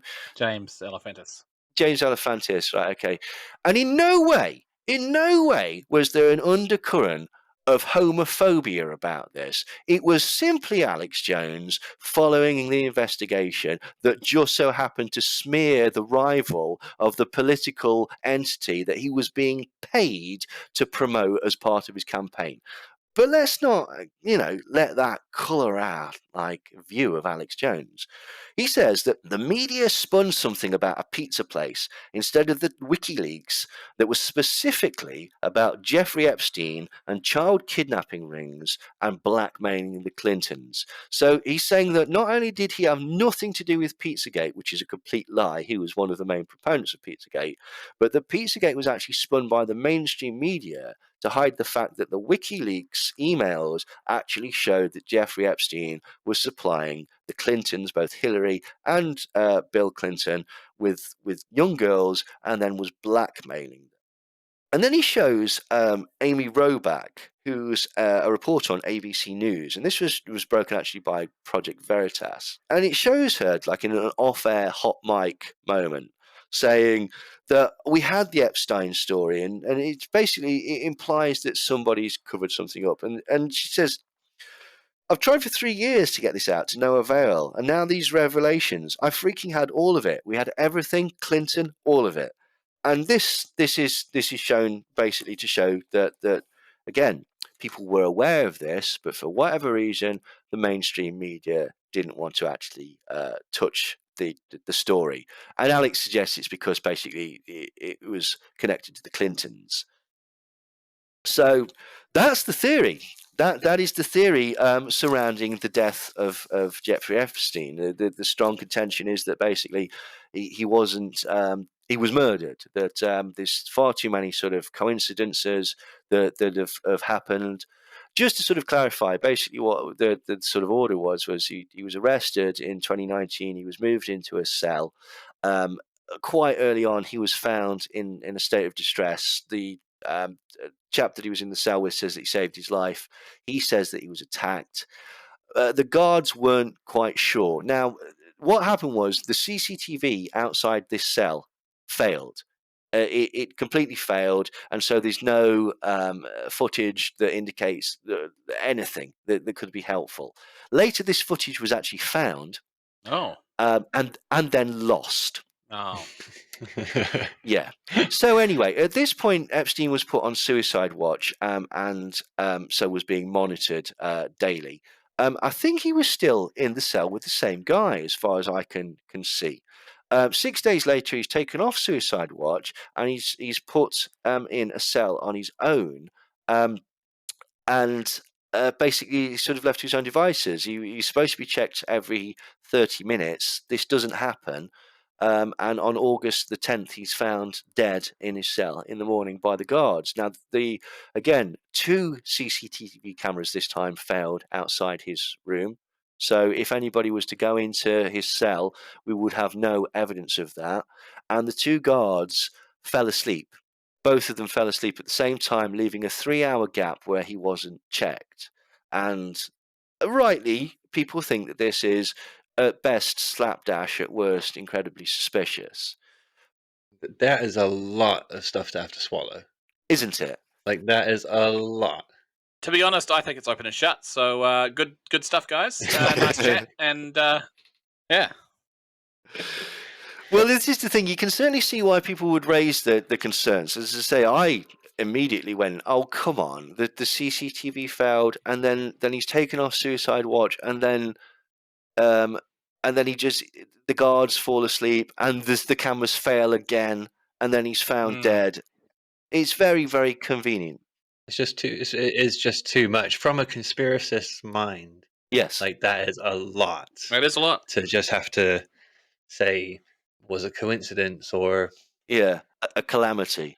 It's a very solid coincidence theory. Well, this Yeah. is the thing. Like, what I was saying again, particularly as we started this investigation, was like, oh, come on, there's far too many things. Are they like you can put it down to incompetence to a degree, but there's so many incompetencies within this that it does stack up to the point where you think, hang on, I can certainly see why people would be taken by this particular theory.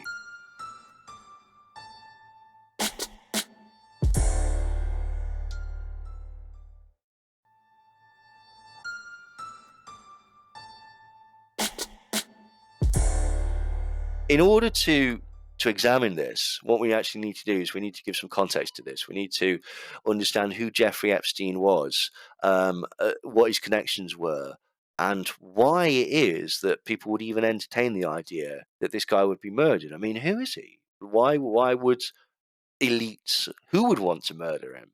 And how would they have that opportunity? So I think that's the best thing that we can do, is basically start at the beginning, see who Jeffrey Epstein is, and see if there's anything that can help inform us to build on the facts that we know. So Jeffrey Epstein was born 1953 in Brooklyn. His mother, Pauline, was a school aide and a homemaker, and his father, Seymour, was a groundskeeper. He's got a younger brother called Mark, and he grew up in Seagate, Coney Island. So, contrary to what people might believe, he wasn't born into money by any stretch of the imagination. In fact, he was actually born into incredibly modest backgrounds. Where did he get his money? Bit of a mystery. We're going to examine that. Like, it's obviously a bit of a bright spark, this Epstein. Like, he started playing piano at age 5, and he graduated from Lafayette High School 2 years early, age 16. He actually skipped 2 years because he's that bright. Like, this is pretty much a prodigy kid. Now, what was weird though was he spent 1971 to 1974 at the Curran Institute of Mathematical Sciences at New York Uni, and he left before he finished his degree. This was an incredibly capable person who just basically, as far as we can see, breezed the courses. People just seem to say that he was just kind of not interested, though, just a bit sort of lazy, really. He just couldn't be really bothered, almost like he felt he was above it. Now, this is where it starts being a little bit strange, because in September 1974, he starts work as a physics and maths teacher, which he has absolutely no qualifications for. And he's doing this at a place called the Dalton School, which is in the Upper East Side of New York, which is a very, very posh neighborhood. and the headmaster at the time was Donald Barr. Now, if that name sounds familiar, William Barr was the district Oh attorney no. under the Trump administration. So Donald Barr was actually William Barr's father, and he personally hired Epstein. Now he resigned just before Epstein actually started working there, but he definitely was the person that that hired him. A couple of strange things about Donald Barr. One, during World War II, he was actually a member of the OSS. Now, the OSS was the precursor to the CIA. So he's essentially involved in the burgeoning beginnings of the American intelligence agencies. That's Donald Barr, right at the very inception. This was pre-CIA, and this is quite a big deal. He was also, a man of hobbies, Donald Barr. It's important to have hobbies and interests.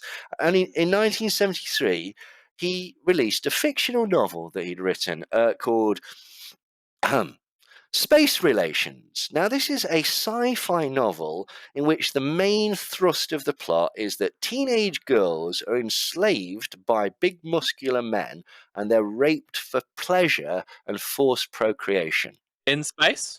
Well, I don't know exactly where it is. I think it's on a distant planet. So, like, yeah, but it's certainly a bit of a strange one. Now, Epstein worked at this school for a long time, and there was no sort of hint that he'd done anything sort of sexual with any of the kids or anything like that. But he certainly was noticed as being a bit weird and a bit sort of off kilter. Years later, in a deposition for the first time that he was arrested, he was asked about what sort of age that were the students that he taught, and he reassured them because, oh no, they were very old. They were really old. These kids, they were like 17. So, too old for him. Like, now, people who went to this school were people like Prudence Murdoch, who's the daughter of Rupert, the fashion designer Jill Stewart, and Jennifer Grey, who is the actress from Dirty Dancing. They were all actually students whilst Epstein was at the school. Now, again, he was seen as being a bit flirty with girls, but nothing untoward happened. Although he did have a habit of turning up without being invited at student parties and just sort of standing there looking a bit creepy. Yeah, which is a bit unusual. Um, Now, what's also strange is that the head teacher, Gardner Dunnan, who took over from Barr, was also accused, although I believe he was acquitted, of sexually abusing a 14-year-old girl who he had lived with him. So immediately, we're starting to see there's some strangeness going off with some of these people by the looks of it. In 1976, Epstein was dismissed from Dalton. They say for poor performance. There's no sort of further explanation as to why he was dismissed, but they just say poor performance. Now, at a teacher-parent meeting just prior to him being sacked, he was knocking around with Lynn Koppel. Now, Lynn Koppel is the daughter of famed banker Alan Greenberg, and basically she was actually tutored in mathematics by Epstein. And Alan Greenberg met him at this event at the school and immediately offered him a job as a broker and a trader at Bear Stearns, which at the time was one of the largest sort of banking corporations in New York. Now, to be fair, anyone could get a job being a broker. They just wanted somebody that was sort of, a bit vicious, a bit sort of go-getting and understood numbers and stuff like that. So it's not that unusual. However, within an incredibly short time, less than 4 years, he'd become a limited partner of the entire firm, which means that he's not on CEO level, but he was just under that. So he's not a major partner, but he's literally just under that. And he's going from being a floor trader to advising clients such as Seagram's Gin and Edgar Bronfman. And these are sort of major sort of like corporations that involve huge amounts of money. And so he's basically, he's handling ridiculous sums of money for enormous firms that usually would go with people with a lot more experience and a lot more sort of qualifications. But he did like go through school really quick, and he's a mathematical genius. He's evidently a genius. This is the thing. So, like, he is evidently sort of incredibly skilled at this type of thing. So, I assume his results speak volumes. But it's an incredibly fortuitous sort of path Totally. that this man's taken. He seems to have very sort of easily fallen into very favourable conditions, like with minimal effort, by the looks of it. We've all watched those Wall Street films, though. There's sometimes people are just geniuses at Wall Street shit. Yeah, totally. And I think it would be fair to assume, no spoilers, that Epstein is also a very ruthless and very self-centered person. Like, if you're dealing with that sort of cold logic, and he's also a mathematical genius, and he understands the markets and et cetera, et cetera, et cetera. It's not ludicrous to imagine, but at the same time, this person is being given a lot of opportunities by very, very prominent people. It's definitely like he's destined to excel. Yes, very much so. Even without, so you'd be slightly concerned if you were his father or whatever. Like, oh, he's dropped out of university. What's he going to do now? Well, he's landed on his feet with that job. Well, he's got sacked from that. Well, he's landed on his feet with this job as well. It's not suspicious per se, but it's like he's certainly fortunate. However, the following year, so a year after he'd been made a limited partner, he was actually forced to leave after, euphemistically, it was said, getting into trouble. Now, what he did was something called a Reg D violation, and I can't quite understand exactly what it was, but it appears that basically he lied about something in regards to financial dealings, either overestimated something or used money in an appropriate way, and it's so serious that essentially he's lost his license to practice, or had to leave the firm in disgrace, basically. But at the same time, what he's done is he's formed a company called the Intercontinental Assets Group, which recovered stolen money from brokers and lawyers.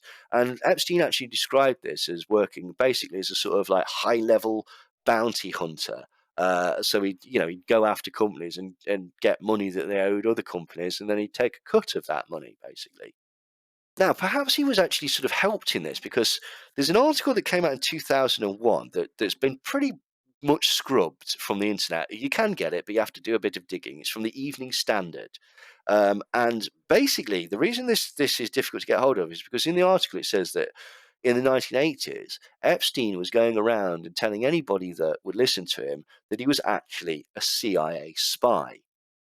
And there seemed to be some sort of corroborating evidence for this. The article says that this witness or this person that they interview says that I know that Jeffrey has a license to carry a concealed weapon.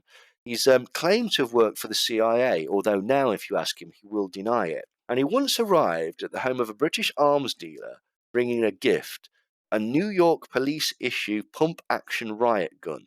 God only knows how he got it into the country. So what this story says is that basically, like, Epstein in the 80s was pretending to be a CIA. Somehow he managed to get a pump action riot gun, which is one of those beanbag sort of tear gassy type guns, into the country to give it as a gift to an arms dealer. Why he was meeting this arms dealer isn't entirely clear. Also, you feel like an arms dealer could get his own pump action riot gun. Well, yeah, potentially, yeah, but it's certainly a strange turn of events. Now, also at the time, he was rolling around with a fake Austrian passport. This basically had his name, and his picture, false name, claiming that he was an Austrian citizen. And when this was discovered in 2019, it had been used several times. He'd travelled to Saudi Arabia, he'd travelled to Spain, he'd travelled to France, and he'd travelled to the UK. And all of these stamps were in the 80s. So in the 80s, he's claimed to be a CIA agent, and he's rolling around on a fake Austrian passport, which is... I think in the 80s, everyone had a fake Austrian passport, though. Well, Brent, you were saying that there could be a reason, like, for the use of a fake Austrian passport, particularly to go to Saudi Arabia. Yeah, I'm sure it was his defense that was saying that he had a fake passport so that he could travel to countries under a false name because he was, Epstein, he was Jewish, Yeah. and it was to stop him from getting like harassed in countries that were anti-Semitic. But hey, but the point being that, he's making these claims, and he's got this strange passport. Another interesting thing that was revealed in this article was that at the time he's working as a financial advisor, or helping the finances of a bloke called Adnan Khashoggi. Now, if that name's familiar, Adnan Khashoggi was actually a middleman in the fabled Iran-Contra weapons scandal, which was going on in the 80s. Now, just to give a very brief overview, the American government was selling arms to Iran, and it was using the profits to buy cocaine from the Contras, which was this Nicaraguan right-wing military government, essentially, that they wanted to promote to quell left-wing uprising in Nicaragua. And they used that cocaine to turn into crack and to sell through people like Danilo Blandon to Freeway Ricky Ross and Michael Harris and various prominent members of like the drugs industry in Los Angeles. At the time, it was illegal to be trading with Iran. So there is so much dodginess that was going off with that particular incident. And somehow Jeffrey Epstein is connected to this via Adnan Khashoggi, who was basically acting as a broker in these weapons deals at the time. And just another fun link, Adnan Khashoggi is also, I know, he's Dodi Fayed's uncle. Exactly, yeah, that's exactly right. And also, his other nephew was Jamal Khashoggi, who was very recently murdered in the Saudi Arabian embassy in Turkey. And but he met a rather grisly end. He was strangled to death after being tortured, and then his body was cut up with a bone saw and taken out of the embassy in diplomatic bags. So again, just another of these sort of fun connections to the Epstein network. 2 degrees of conspiracy. Well, isn't it just? But there is method to my madness that will become apparent sort of towards the end. Now, where did Epstein get his money from? Okay, this is one of these things that nobody seems to know. He's obviously sort of very skilled in financial markets and stuff like that. But one of the people that basically seemed to give him huge amounts of money, for example, his New York mansion, was a gift from a billionaire called Leslie Wexner. Now, Leslie Wexner was the CEO of the underwear company Victoria's Secret. Wexner was also, rubbed shoulders with very, very prominent people. In, to say, 2008, for example, he accompanied President George W. Bush to Israel as a guest of his to celebrate the country's 60th anniversary. Now, Epstein handled all of Wexner's air freight business and his art collection. And now, just to give an example, one piece that Wexner owned was a Picasso that was worth $45 million. So this guy has got an incredibly extensive portfolio, and he entrusted Epstein to look after it, trade it, and basically handle his finances. He became Wexner's financial advisor in 1987, and in 1991 he was actually granted power of attorney by Wexner, which meant that he had complete control of all his assets and had decision-making status for essentially Victoria's Secrets and everything that this billionaire touched. When asked why, and this again comes from that 2001 Evening Standard article, it says, "He's Mr. Wexner's Mr. Fix-It. He has these spook connections. He pulls the strings worldwide, he handles all the logistics, and he moves the portfolio around for him." And spook is a inference that basically he's got spy/intelligence connections. Like spook is another word for spy, basically. So again, a lot of strangeness sort of running through the background. By 1995, he'd become the director of the Wexner Foundation, and through this and taking fees for handling Wexner's finances, he'd become a multimillionaire. But it's still not entirely known where exactly this money came from. It's very, very sort of shrouded in mystery. In 1996, we have the first sort of claim of sexual assault against Jeffrey Epstein. An artist named Maria Farmer claimed that she was sexually assaulted by Epstein and Ghislaine Maxwell at Wexner's home in Ohio. She also said that she'd been to his Palm Beach home, and as early as 1996, she'd seen a room with loads of monitors in it that was clearly recording all the bedrooms and bathrooms of the house. And she was told that this was in order to record people, in order to essentially blackmail them. Also at the time, she says that her 15-year-old sibling was also assaulted by Jeffrey Epstein. She also said that basically she saw lots of young girls coming and going from Jeffrey Epstein's New York mansion. One person who was almost a permanent fixture of this residence in New York was prominent lawyer Alan Dershowitz. Now, also the same year, in 1996, there was a model called Alicia Arden, and she also claimed that she was sexually assaulted by Epstein, who had basically pretended to be a recruiter for Victoria's Secret, took her to a hotel room, and then sexually assaulted her. And apparently he did this quite a lot.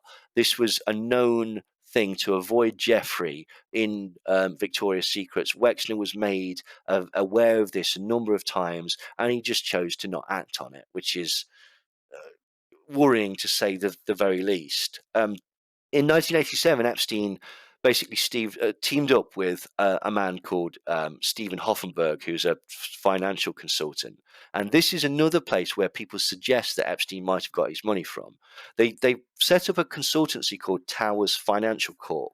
And this is basically, they style themselves as corporate raiders, which is basically, we're going to go into these failing companies, we're going to buy up all the stock, we're going to turn it into something successful, and we're going to make huge. They're flipping businesses in the way that other people might flip houses, or essentially like taking all the assets from them. Some of them they'll make better, some of them they'll just wreck.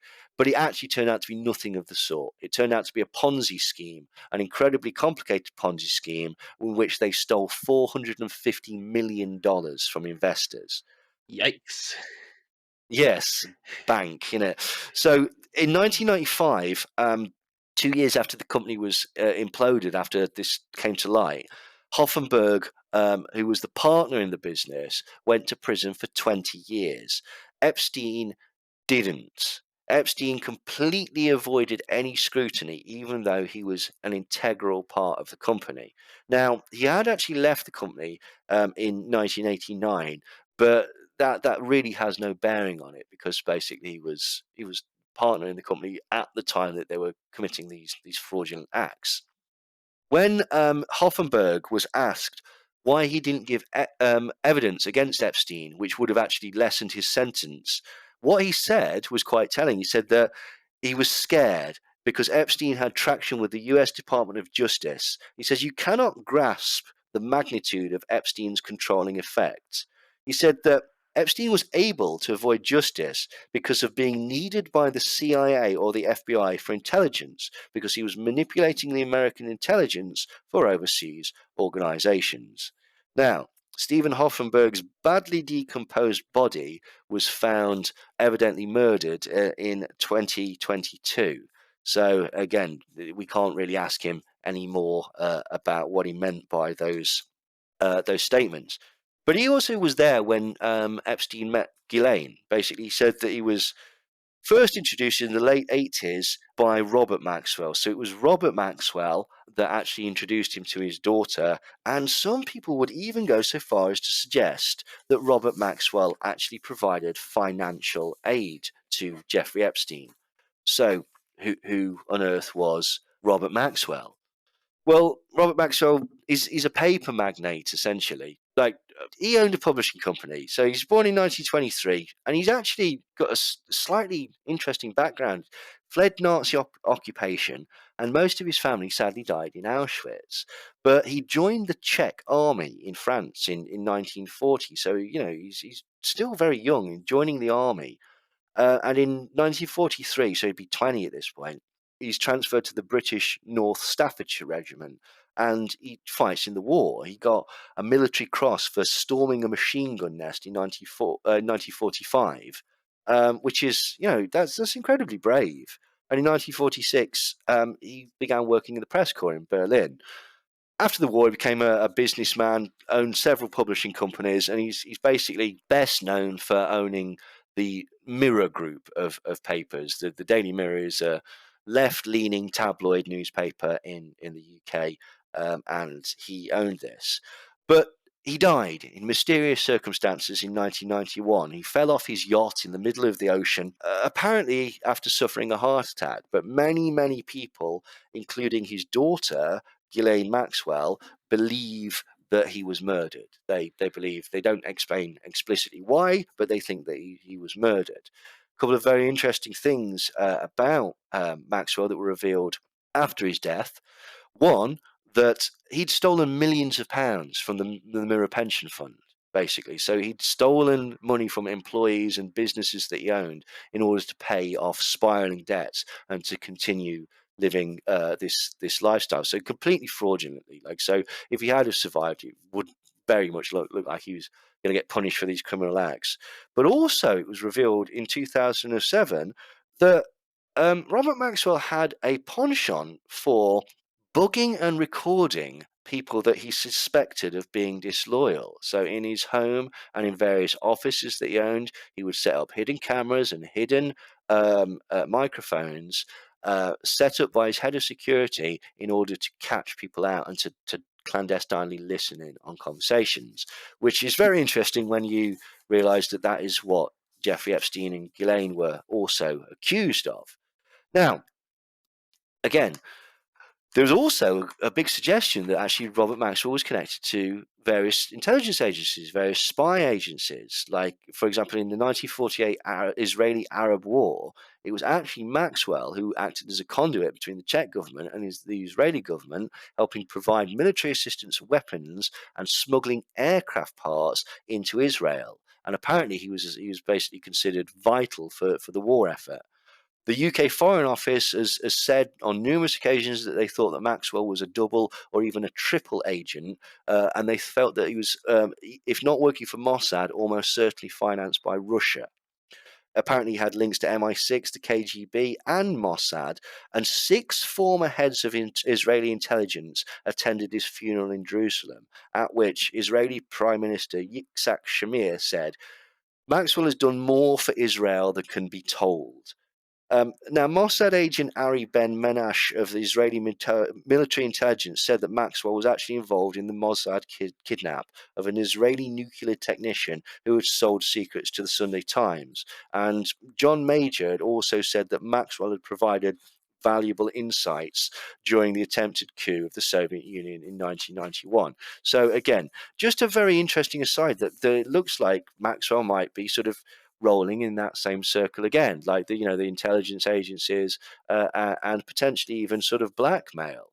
Now his daughter Ghislaine, who's introduced to Epstein at the point, and would go on to become a procurer of young women for him. She's born in 1961. She grew up in a mansion called Headington Hill Hall in Oxford.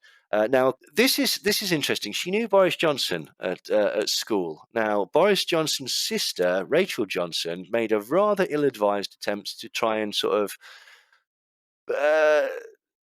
do a bit of PR work on Ghislaine by doing an article that said, I feel very, very sorry for Ghislaine in the circumstance that she is. And in this, it said, God. yes, quite. As a fresher, I wandered into Balliol JCR one day in search of its subsidised breakfast granola and Nescafe offering, and I found a shiny glamazon with naughty eyes holding court astride a table, a high-heeled boot resting on my brother's thigh. And her brother was the former Prime Minister of the United Kingdom.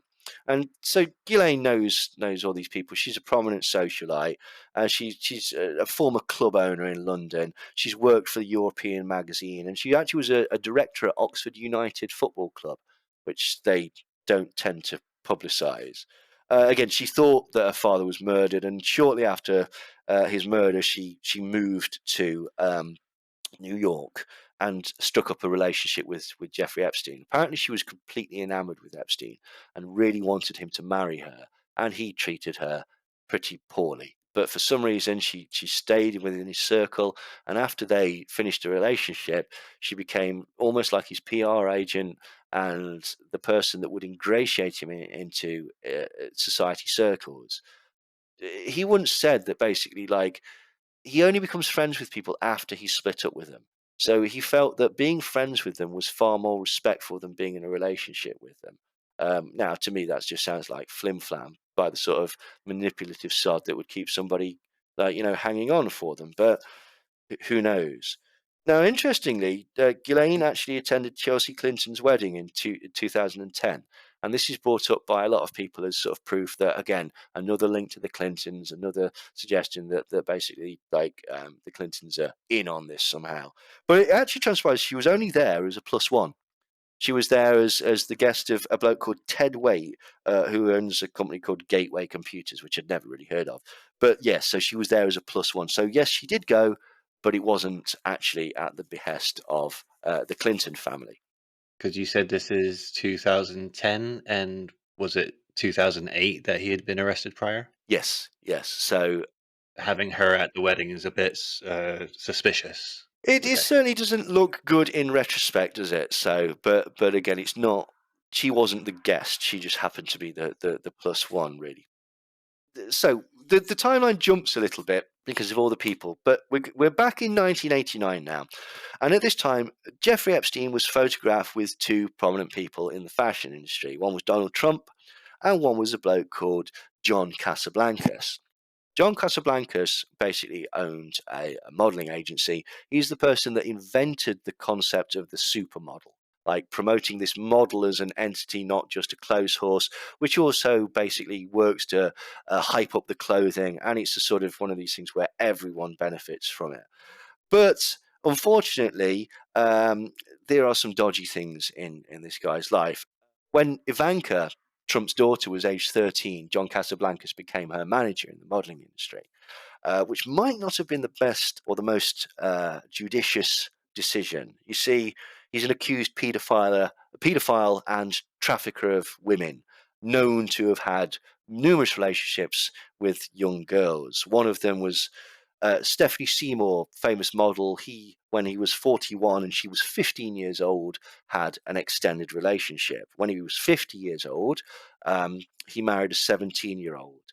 Now, interestingly, if you've heard that name, Casablancas, before, his son is the lead singer of The Strokes. You know, the rock band The Strokes? That's his lad, basically. In 1991, at a party held by fashionista Jean-Luc Brunel, a model, Tiesa Husman, met Epstein, and basically she asked him what she needed to do to get on in the modeling world. And his exact words were, "You need to be willing to do anything, and I mean anything." And then he propositioned her for sex. Now, also, Brunel, along with Casablancas, was accused of providing girls for Epstein and was on his flight log numerous times.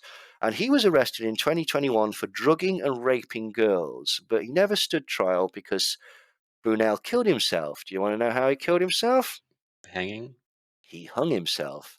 I would be disappointed if it wasn't that. Exactly. You see a pattern. Yeah. Now, there was a thing, basically, that these agencies were doing.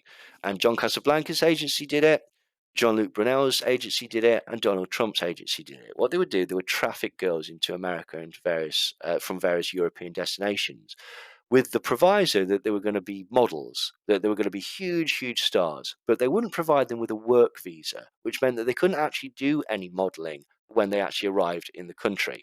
And the other problem was they were put up in very, very crap apartments, but very, very overpriced apartments. So very, very soon they would actually end up owing money to the modeling agency with no means of making it back, no means of making any money, and they're not supposed to be doing any work because they're there on a holiday visa. At which point it would be suggested to them that they could probably go to these parties and potentially hook up with these men. And this would be twofold. One, the men might pay them, and two, if you do that, we might give you a modeling contract. That would never actually happen. But this was how these modeling agencies were trafficking people, essentially. So trafficking is the act of moving someone illegally over a border for some sort of work purpose, usually sexual. So literally just moving them for that purpose is considered trafficking. And then these people would technically be prostituted as well. In 1992, Epstein is filmed with a very... Now, I don't wish to slander the gentleman, but to my eyes, in my opinion, he looks to be coked up to the nines. Donald Trump and Jeffrey Epstein partying at Mar-a-Lago, with Donald Trump sort of gyrating and keep saying, "Look at that one, she's hot," grr, and grinding his teeth because, you know, he's a tenacious fellow, not because he's driven by some sort of, you know, propulsant Like, that would be slanderous. But so this is when he's friends with Epstein. Now, not just Donald Trump. In 1993, Epstein and Ghislaine Maxwell went to the White House for a donor event held by Bill Clinton, and Bill Clinton was there, and they definitely met him. In 1993, also they met Clinton aide Mark Middleton 3 times. Each occasion was at the White House. And in 1995, Epstein and Maxwell also turned up at a separate fundraiser that was held for the Clinton family. So he's establishing these connections. He's definitely trying to ingratiate himself with the great and the good, so to speak. That's be Donald Trump, the Clintons, and various other members of high society. In 1996, John Casablancas, the accused paedophile and trafficker who was the manager of Ivanka Trump, we must remember, held a party with Donald Trump, and models were forced to take their knickers off and walk on tables so that Trump and Casablancas could look up their skirts and comment. Which, is just a little insight into the sort of classy things that Donald Trump would do with his accused paedophile friend.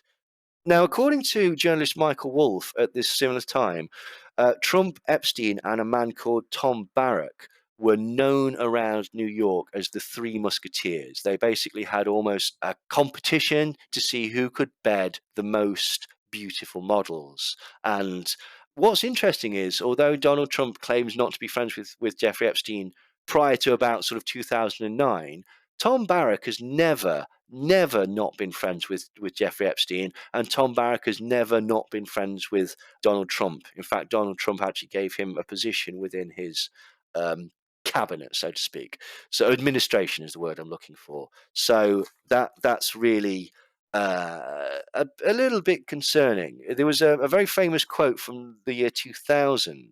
A porter that worked at the New York mansion of Jeffrey Epstein said, "This is crazy. I see celebrities like Donald Trump and loads of young models coming and going, mostly at night." And also in the year 2000, journalist Michael Corrigan saw Epstein taking a teenage girl on Trump's private plane. So this girl, he says, she might have been of age, but she certainly looked to be about 13, 14. She was very heavily made up, but she was very thin, flat-chested, pale, wisp of a girl. Epstein took her on Donald Trump's private plane. What the destination was isn't entirely clear. Now, also at the same time, in 1994, it has been alleged by a lady called Katie Johnson that Donald Trump and Jeffrey Epstein raped her in the New York mansion of Epstein. She says that she was 13 at the time, that she was lured there by Epstein with hopes of a modeling career. And according to the lawsuit, which was raised in 2016, Trump threatened to make her disappear like Maria, who apparently is some 12-year-old girl who's also, like was mentioned, implying that if she spoke, Donald Trump would have her mafia style rubbed out.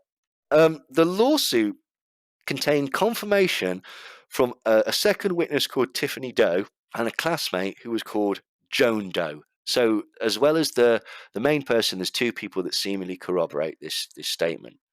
However, this is a bit strange because Johnson had previously filed a lawsuit in 2016 in California, and the address that she'd given was a derelict home. Nobody lived in this house. Now, this might have been explained by the fact that she was actually homeless at the time and that she just gave an address that she felt that there would be a correspondence address or whatever, but it's one of many things that are quite strange about the way that this case has come about. Now, the original lawsuit actually said that Trump, after having sex with her, had thrown money at this girl and said, "There, go and have an abortion," and also that he'd called Epstein a Jew bastard. But and this is the sort of salacious details of the lawsuit that some people tend to think gives the impression that it might not be as accurate as some people would want it to be. Like, the lawsuit was promoted by a man called Al Taylor, who that was what he said his name was, but it wasn't him. It turned out to be a bloke called Norm Lubow, who had previously been a producer for the Jerry Springer Show. which immediately says, like, oh, this is a bit strange. And this man has a history of making false claims to the media in order to generate publicity.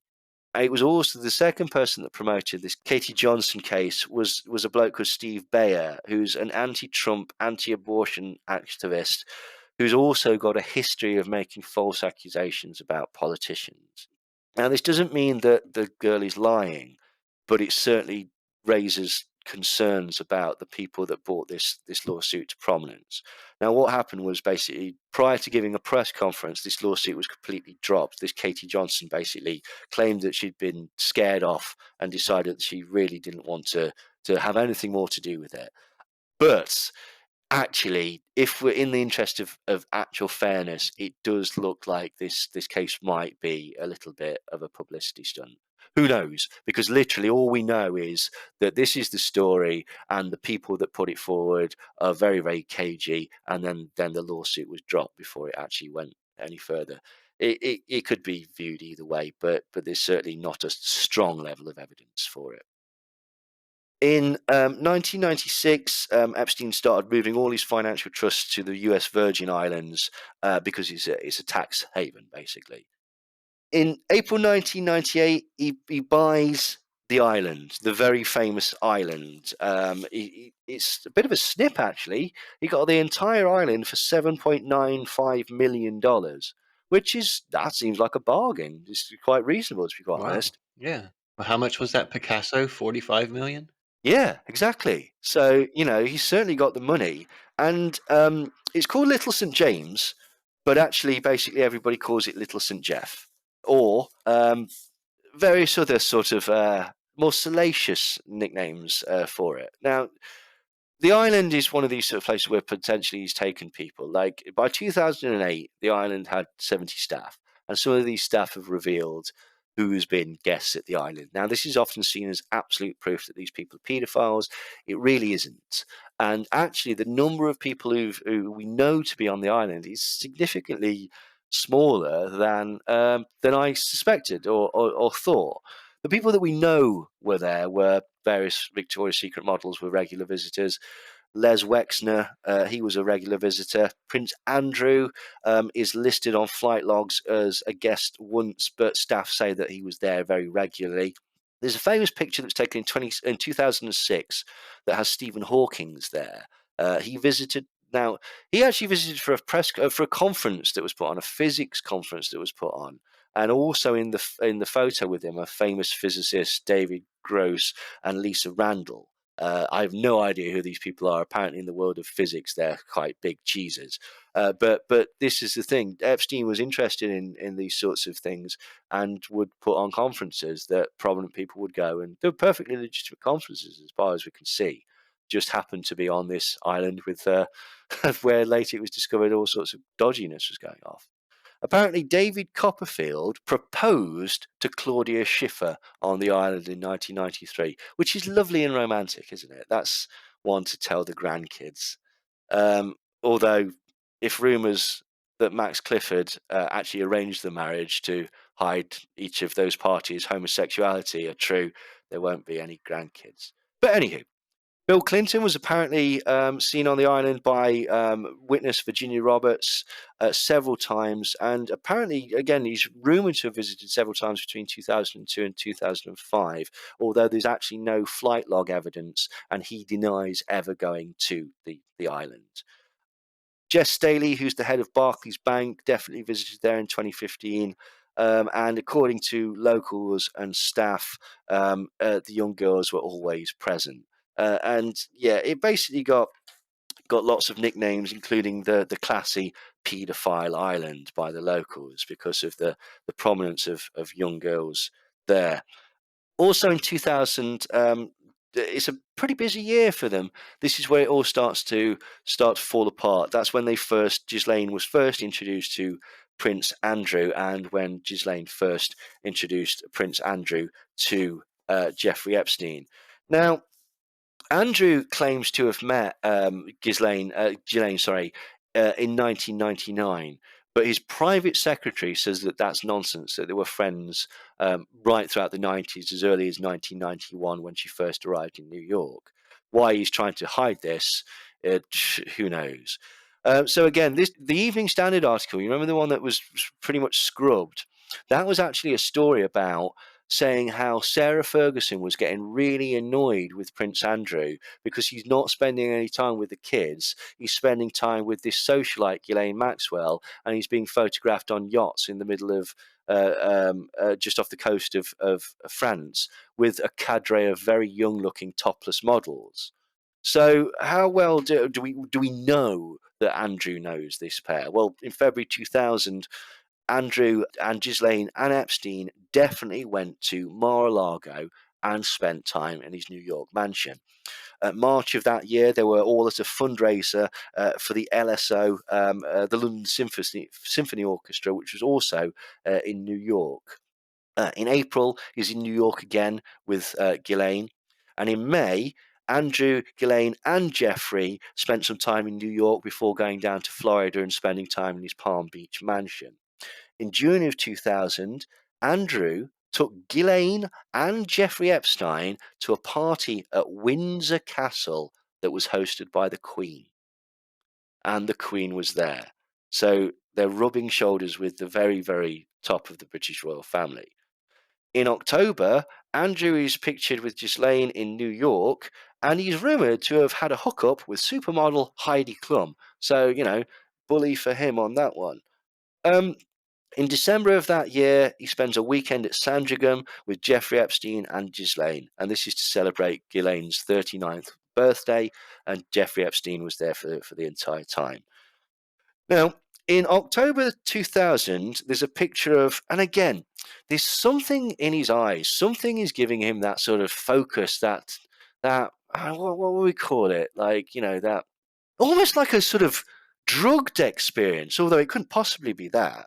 Like, but he's just very, very sort of like, say, focused and driven in this picture of him outside China White, which is a club in London. And he's also sweating very, very profusely in this picture. Who's sweating? Prince Andrew. Andrew's sweating. Yes, very much in this. Are we sure about this? No. No, apparently, Are you yes. sure? I know. I was as Oh. shocked as the rest because, as people well know, we'll not spoil it, but just remember, put a pin in the fact that he was sweating. Now, also, in November of that year, Andrew's living in Los Angeles and knocking around with known drug dealer Brett Livingston, and he's also having a fling with a former Playboy model called Denise Mantell. So, living his best life, so to speak. In January 2001, he also goes to Phuket in Thailand with Jeffrey Epstein and Ghislaine Maxwell. Now, far be it from me to speculate, but there are certain things that people have been known to go to places like Phuket to acquire. Snake wine.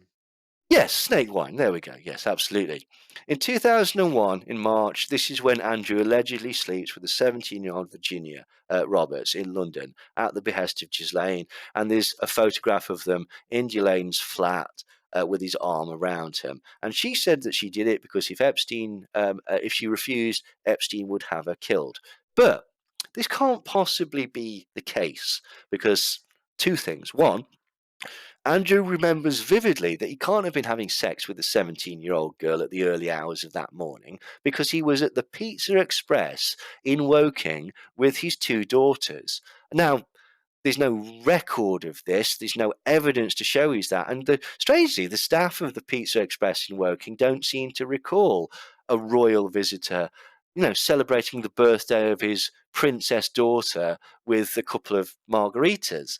But also, we know that he can't have possibly slept with Virginia Roberts because she says that he was a big sweaty mess. And as we know, he can't sweat because apparently during the Falklands War, he had an overdose of adrenaline and this stopped him from sweating. Now, I wonder if that overdose of adrenaline was when the HMS Sheffield was being shot. Now, if people want to know about that, go and find out. Google that, how the Sheffield was sacrificed to save Prince Andrew, and find out what the punk band Crass has got to say about that. But that's for another time. Anyway, now other medical experts, your so-called expert, will tell you that actually that's nonsense, that an overdose of adrenaline will actually cause you to sweat far more profusely. But they know nothing, because Prince Andrew is an honourable man, in many ways too honourable. That's his own words. That's why he kept up this friendship with this known abuser of girls. And so he can't possibly have been there. And yeah, that seems reasonable. Question. Yes. Could he have misspoke and he meant overdose of adrenochrome? That might be it. Could have done. Yeah. That seems more plausible, to be quite honest. Also in the same year, basically, he's alleged to have sex with Virginia Roberts in New York and also at Little St. James. And flight logs show that Andrew flew with Epstein and Virginia to Little St. James 3 times in that year, and the dates corroborate with the confession or the explanation from Virginia Roberts.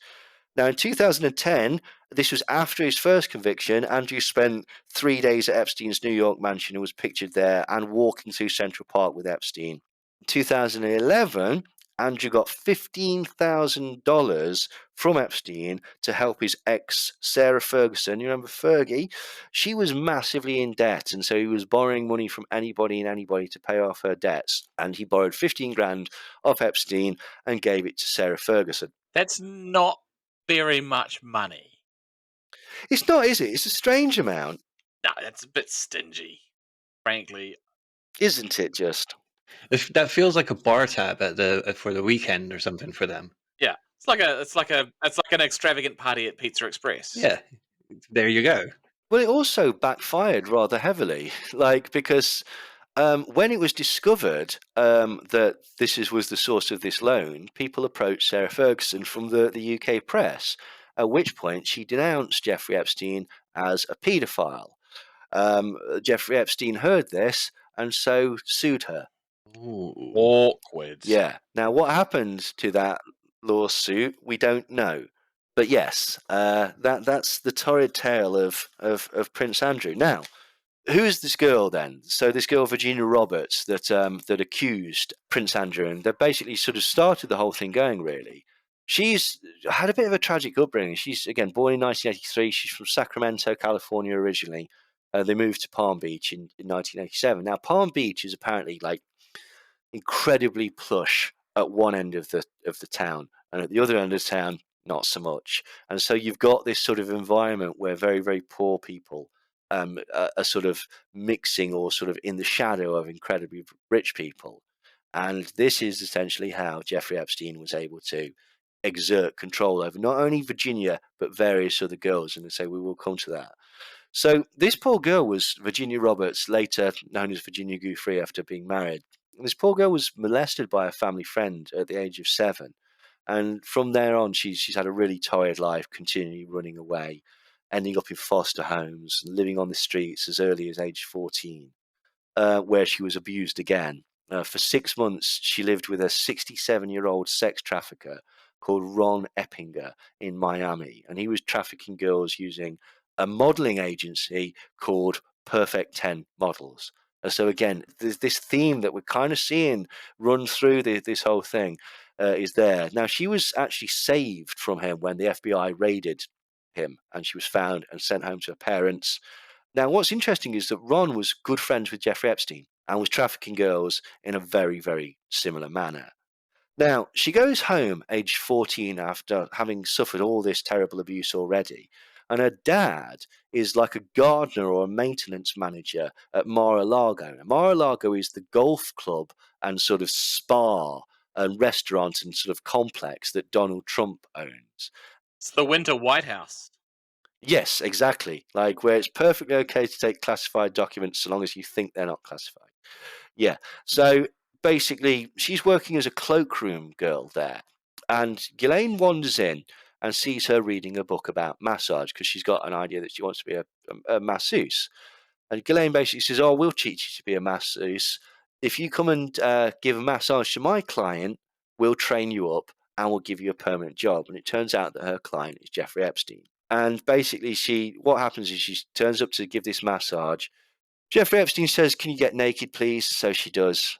He starts to sort of grab on her a bit. She sort of doesn't really like it very much. And so he actually stops and just sort of, well, he masturbates in front of her. And he explains to her that this is what he likes to do, and that we would very much like it if she could get other girls for him, girls of a similar age that she knows. But from that point on, she says that she was essentially a slave, and she was passed around like a platter of fruit to his friends and associates. And these include Prince Andrew, Alan Dershowitz. So Maria Farmer also said that Alan Dershowitz had sex with her as well. So these are the people that she names. She also names Democratic politician Bill Richardson, hedge fund manager Gled Dubin, lawyer George Mitchell, and MIT scientist Marvin Minsky. And these are the people on the famed list that were essentially given Virginia Roberts or other girls in order to, for their own sexual pleasure. But she says that basically she got girls for Epstein as well, including a 14-year-old called Carolyn Adriano. And she also asked her ex-boyfriend's younger sister, who was named Crystal Figueroa, if she knew any girls from her school who were kind of slutty. And this was because basically she wanted to impress Epstein and impress Ghislaine and earn some money, which is horrific, really. Like that such a poor thing would be coerced into. Essentially, it's the old mafia tactics of, you can't tell on us because we've got something on you as well, which is ironic because that's kind of sort of what they're suggesting is the broader plot for the Epstein sort of recordings and stuff like that. In 2002, luckily, she flew to Thailand to attend a massage course, and she met a young man there who she fell in love with. He became her future husband, and they moved to Australia. Now, she didn't ever think about this again. She phoned Epstein and told him that she was never coming home, and he was angry and hung up on her. But she didn't really think anything more of it until 2007, and she doesn't know how Epstein got her number. He just phones her out of the blue and says that there's a lawsuit that's coming my way, and we want you to not talk, please. And they basically implied that, they're trying to destroy me, and if you're a good friend to me, I'll be a good friend to you. That type of stuff. And this was off the back of Alex Acosta, and the revelation that he'd got pretty much a sort of early ride on this sort of early 2000s lawsuit. Anyway, the long and short of it was that despite being completely innocent of all charges and insisting that Virginia Roberts' Ney Gouffre was actually lying, for some reason, again, probably because he's too honourable, Prince Andrew decided that the only decent thing to do was to pay Virginia Roberts £12 million. £12 million in damages. That's the sort of thing that, to me, screams innocent. But, each to their own. Now, about this time as well, Epstein was trying to ingratiate himself into sort of society, and there was a number of pieces that came out of him in the press, particularly a 2002 puff piece in New York Magazine, which had a profile on Jeffrey Epstein. Now, one of the prominent people speaking his praise was a gentleman called Donald Trump. Now, what Donald Trump said of Jeffrey Epstein was, "I've known Jeff for 15 years. Terrific guy. He's a lot of fun to be with. It's even said that he likes beautiful women as much as I do, and many of them are on the younger side. There's no doubt about it. Jeff certainly enjoys his social life." So that's in 2003 that Donald Trump is making such statements in New York Magazine. Now, that very same magazine, actually, the year later, Epstein tried to buy that magazine. Now, what's interesting is that about this time, there was an article that came out in Vanity Fair that, again, turned out to be a puff piece on Jeffrey Epstein. Two women, Maria Farmer was one of them, had approached the writers of this article and told them that previously they had been sexually abused by Jeffrey Epstein. And this bit was in the final article that was supposed to go to publication. At the very last minute, for reasons that have never been fully explained, all mentions of sexual abuse were taken out of this Vanity Fair article. Now, this was later revealed a few years later when the same reporter did a follow-up and explained that I knew about this and the trafficking as early as 2003, but nobody was allowed to mention it. And she only knew about it because basically this model had specifically spoken to her, and she was a complete outlier at the time. So this was not well known. Now, again, he's not having a brilliant time of it at these times as well. Between 2002 and 2005, Epstein actually invested and lost $80 million in a hedge fund called DB Zoom Special Opportunities. Now, eventually, he ended up losing a total of $140 million. So, despite the fact that this guy is obviously clearly a financial genius and has a degree of luck certainly throughout life, he didn't always do very well. Now, here's a very, very strange thing. In 2015, it was reported that Epstein had invested in an Israeli security firm, and this was called Homeland Security. And this was intimately connected to the IDF, the Israeli Defense Force. The CEO of the firm was Amir Elahi, who was a former Special Forces officer for the IDF. And the director, Pinchas Bukas, was the former Defense Ministry Director General and commander of the IDF cyber unit.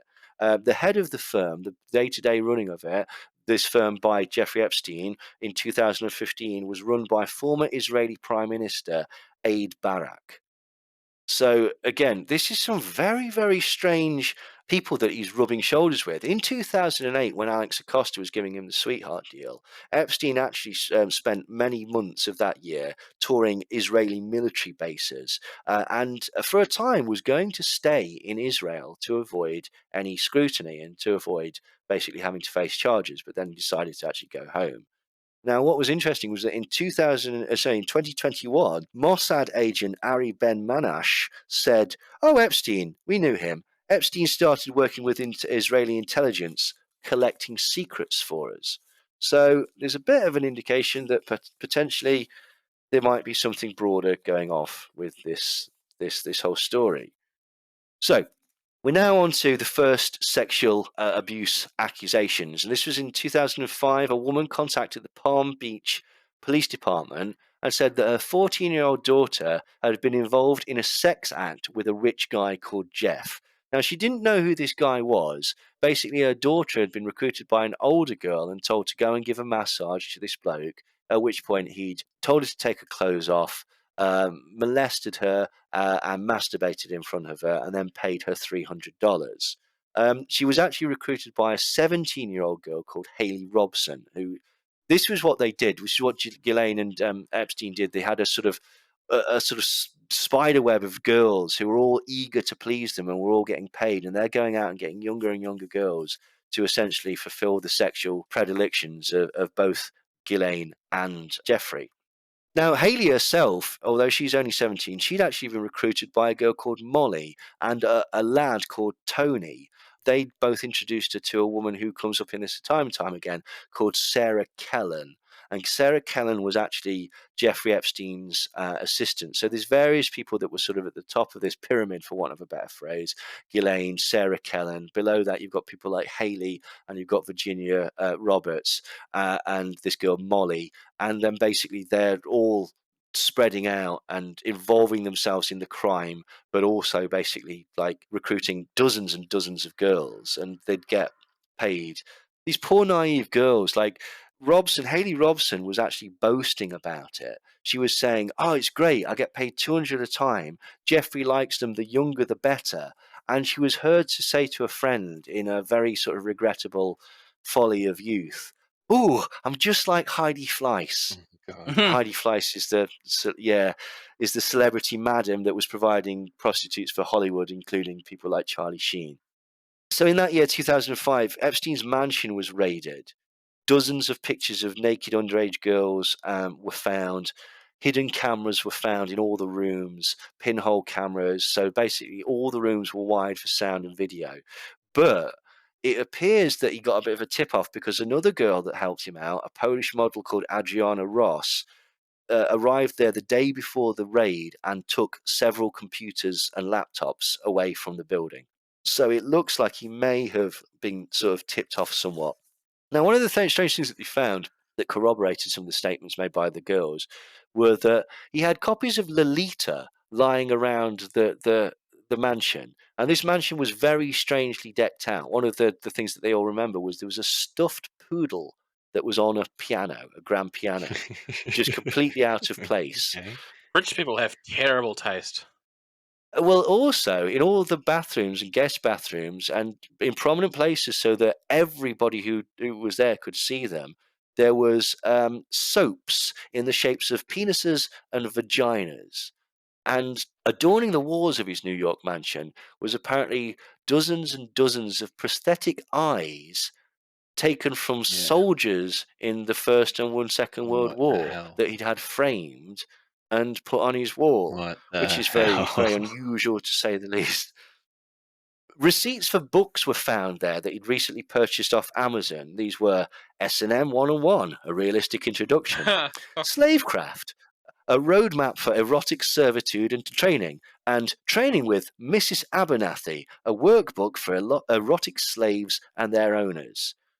Now, he had a bit of a white knight, bit of a saviour at this point. Does anybody know who this was? It was prominent lawyer Alan Dershowitz. Alan Dershowitz took it upon himself, for no reason that anybody could see, to trawl the internet, particularly MySpace, and basically collate a dossier or a document that showed these girls to be promiscuous, that showed them on MySpace drinking or taking drugs or talking with their friends about sex or talking about their boyfriends in order to basically imply that, for want of a better phrase, Epstein wasn't a paedophile, these girls were little tarts. And that's almost exactly what Max Cady tries to do in Cape Fear. Like it's despicable, and for somebody like Dershowitz to be involved in the smearing of teen and preteen girls in order to protect a client who's been sexually abusing them is just despicable. It's Terrible. absolutely Yeah. disgusting. Fuck that guy. Yeah. Absolutely. Now, at the same time, Jeffrey was actually phoning all these people, phoning all the victims, and saying things like, "Whoever helps me will be compensated, but those who hurt me will be severely dealt with."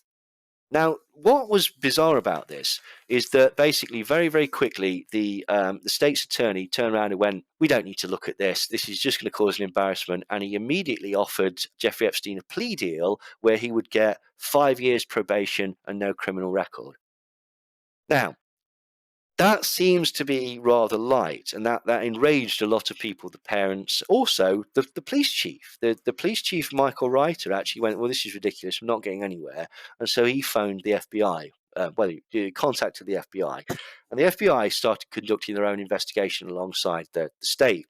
They identified 80, 80 victims, 40 of which were minors. During the investigation, they found out that Jeffrey Epstein, for his birthday, had 12-year-old triplets flown to him from France on his private jet in order for him to molest on his birthday. And young girls were also trafficked to him across the globe, mostly coming from Jean-Luc Brunel, who's that fashionista who, if you remember, was also accused of paedophilia and died in mysterious circumstances in a police cell. So in May of 2006, this is when the famous document listing all of these different cases, and I think it's about 80 pages long. It's called it's an indictment for the unlawful sex with minors, and it details huge amounts of these girls. It's revolting document. I read the whole thing. The only slight takeaway from it that gives you any sort of glimmer of anything positive is the fact that it reveals that apparently Jeffrey Epstein had a very severely deformed penis and it was shaped like an egg.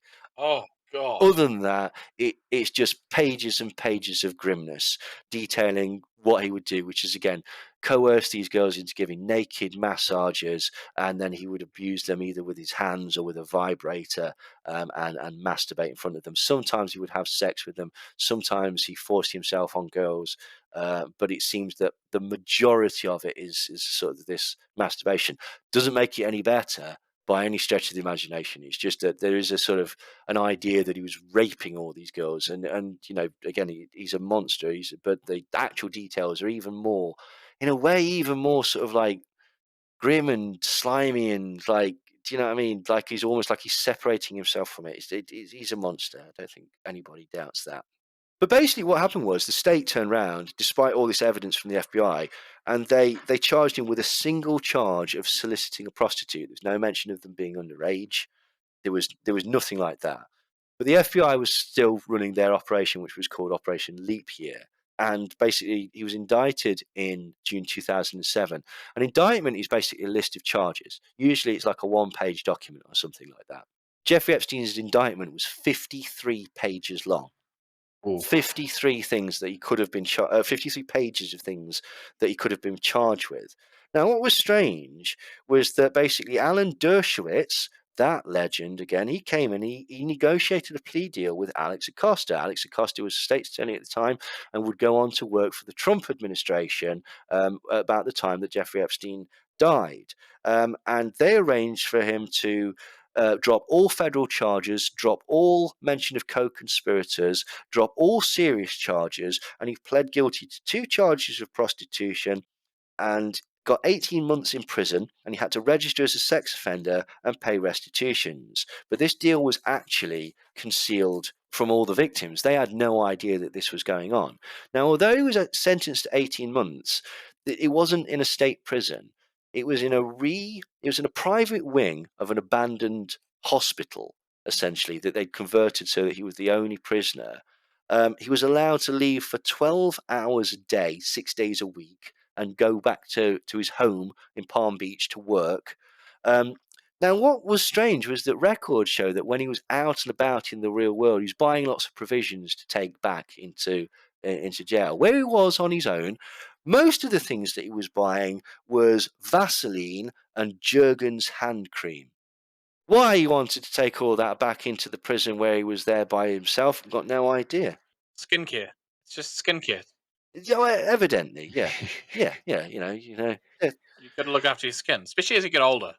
This is true, and it is very sort of, sun damage in Palm Beach and stuff like that. Yes, that makes sense, This is a ridiculous sentence, though.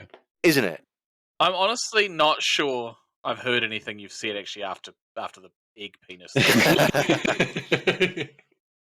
Basically, like, he was then given a year's probation, but he just completely didn't stick to any of the conditions of this probation. He violated it by leaving the country, by leaving the state. He just ignored it, and nothing was done to try and sort of stop him. In 2011, he unsuccessfully tried to get off the sex offenders register, but there was nothing anyway. Because if you're a sex offender in New York State or in New York City, sorry, you're supposed to register every 90 days. Do you know how many times he registered with in the city of New York or anywhere? In fact, 0. zero. Absolutely zero. Yeah, completely. It's probably an oversight, I would have thought, just like a clerical thing. Just forgot to write it in his diary. Well, yeah, I mean, it's easily done. He's evidently got a busy life, and but the reason that Alex Acosta gave for such an incredibly lenient sentence was that he was approached and told to leave it alone, that this matter was well above his pay grade, and that Epstein belonged to intelligence. So this is why he decided that it was better to just basically leave it alone. Now, about this time as well, strangely, this is where Bill Gates decides to make friends with Jeffrey Epstein. Why? We're not entirely sure. It seems, again, one of these particularly injudicious decisions, but that's certainly what happened. He just did it to troll the conspiracy theorists. Maybe, Yeah. maybe he did. Who knows? Right, so we're skimming ahead. Now, he's had a fairly quiet time of it, basically, up until 2014, where pretty much he's like, he's kept under the radar for a few years. But this is where the civil lawsuits start. There's one from Courtney Wild, who was a girl that was used to law girls on his behalf. There's one from Jane Doe 2. And then famously, a year later, the Virginia Roberts or Virginia Giuffre at the time, that lawsuit starts. And basically, these are all starting to say that these girls were not only sort of used for sex, but they were also trafficked and given to prominent members of the public. Now, in 2014, as far as I can find, the first interview on Epstein comes out in the alternative media. Now, this is listed as the first interview on Epstein, and it's by a bloke called Ed Opperman interviewing a gentleman called Robert Morrow. I know Ed. Ed's a nice guy. He's a private detective from America, and he interviews this guy called Robert Morrow. And it's a really good interview. They basically lay out the entire story that we've just told, about all the sweetheart deal and where Epstein got his money from. And one of the things that they point out is at this point, and this is 2014, where after the lawsuits have just supposedly started, as far as we can see, by 2014, Epstein had already settled out of court with 32 victims. 32. Wow. Which is incredible. Yeah. The following year, when Virginia Roberts starts talking about the case, and she mentions Prince Andrew and Alan Dershowitz and those other people on her list, and it's at this point that the fabled Little Black Book is revealed. Now, this Little Black Book, it's an address book. Now, what people don't know is it's not actually Epstein's. It belongs to Ghislaine. This came out later. It's Ghislaine, but Ghislaine almost acts as his secretary, almost arranging some of his appointments, arranging some of his sexual liaisons, arranging for him to get into contact with various people that could help him in whatever way. Now, this book was stolen in 2009 by a butler called Alfredo Rodriguez, and he tried. This doesn't seem like the best option. He said he tried to sell it to prosecution lawyers during their civil lawsuit for a $50,000 fee. And can you believe that the police went, but that's evidence, which you've stolen. And so they arrested him, and he got 18 months for it. Now, this book is 97 pages long. There's 1,571 names and over 5,000 numbers.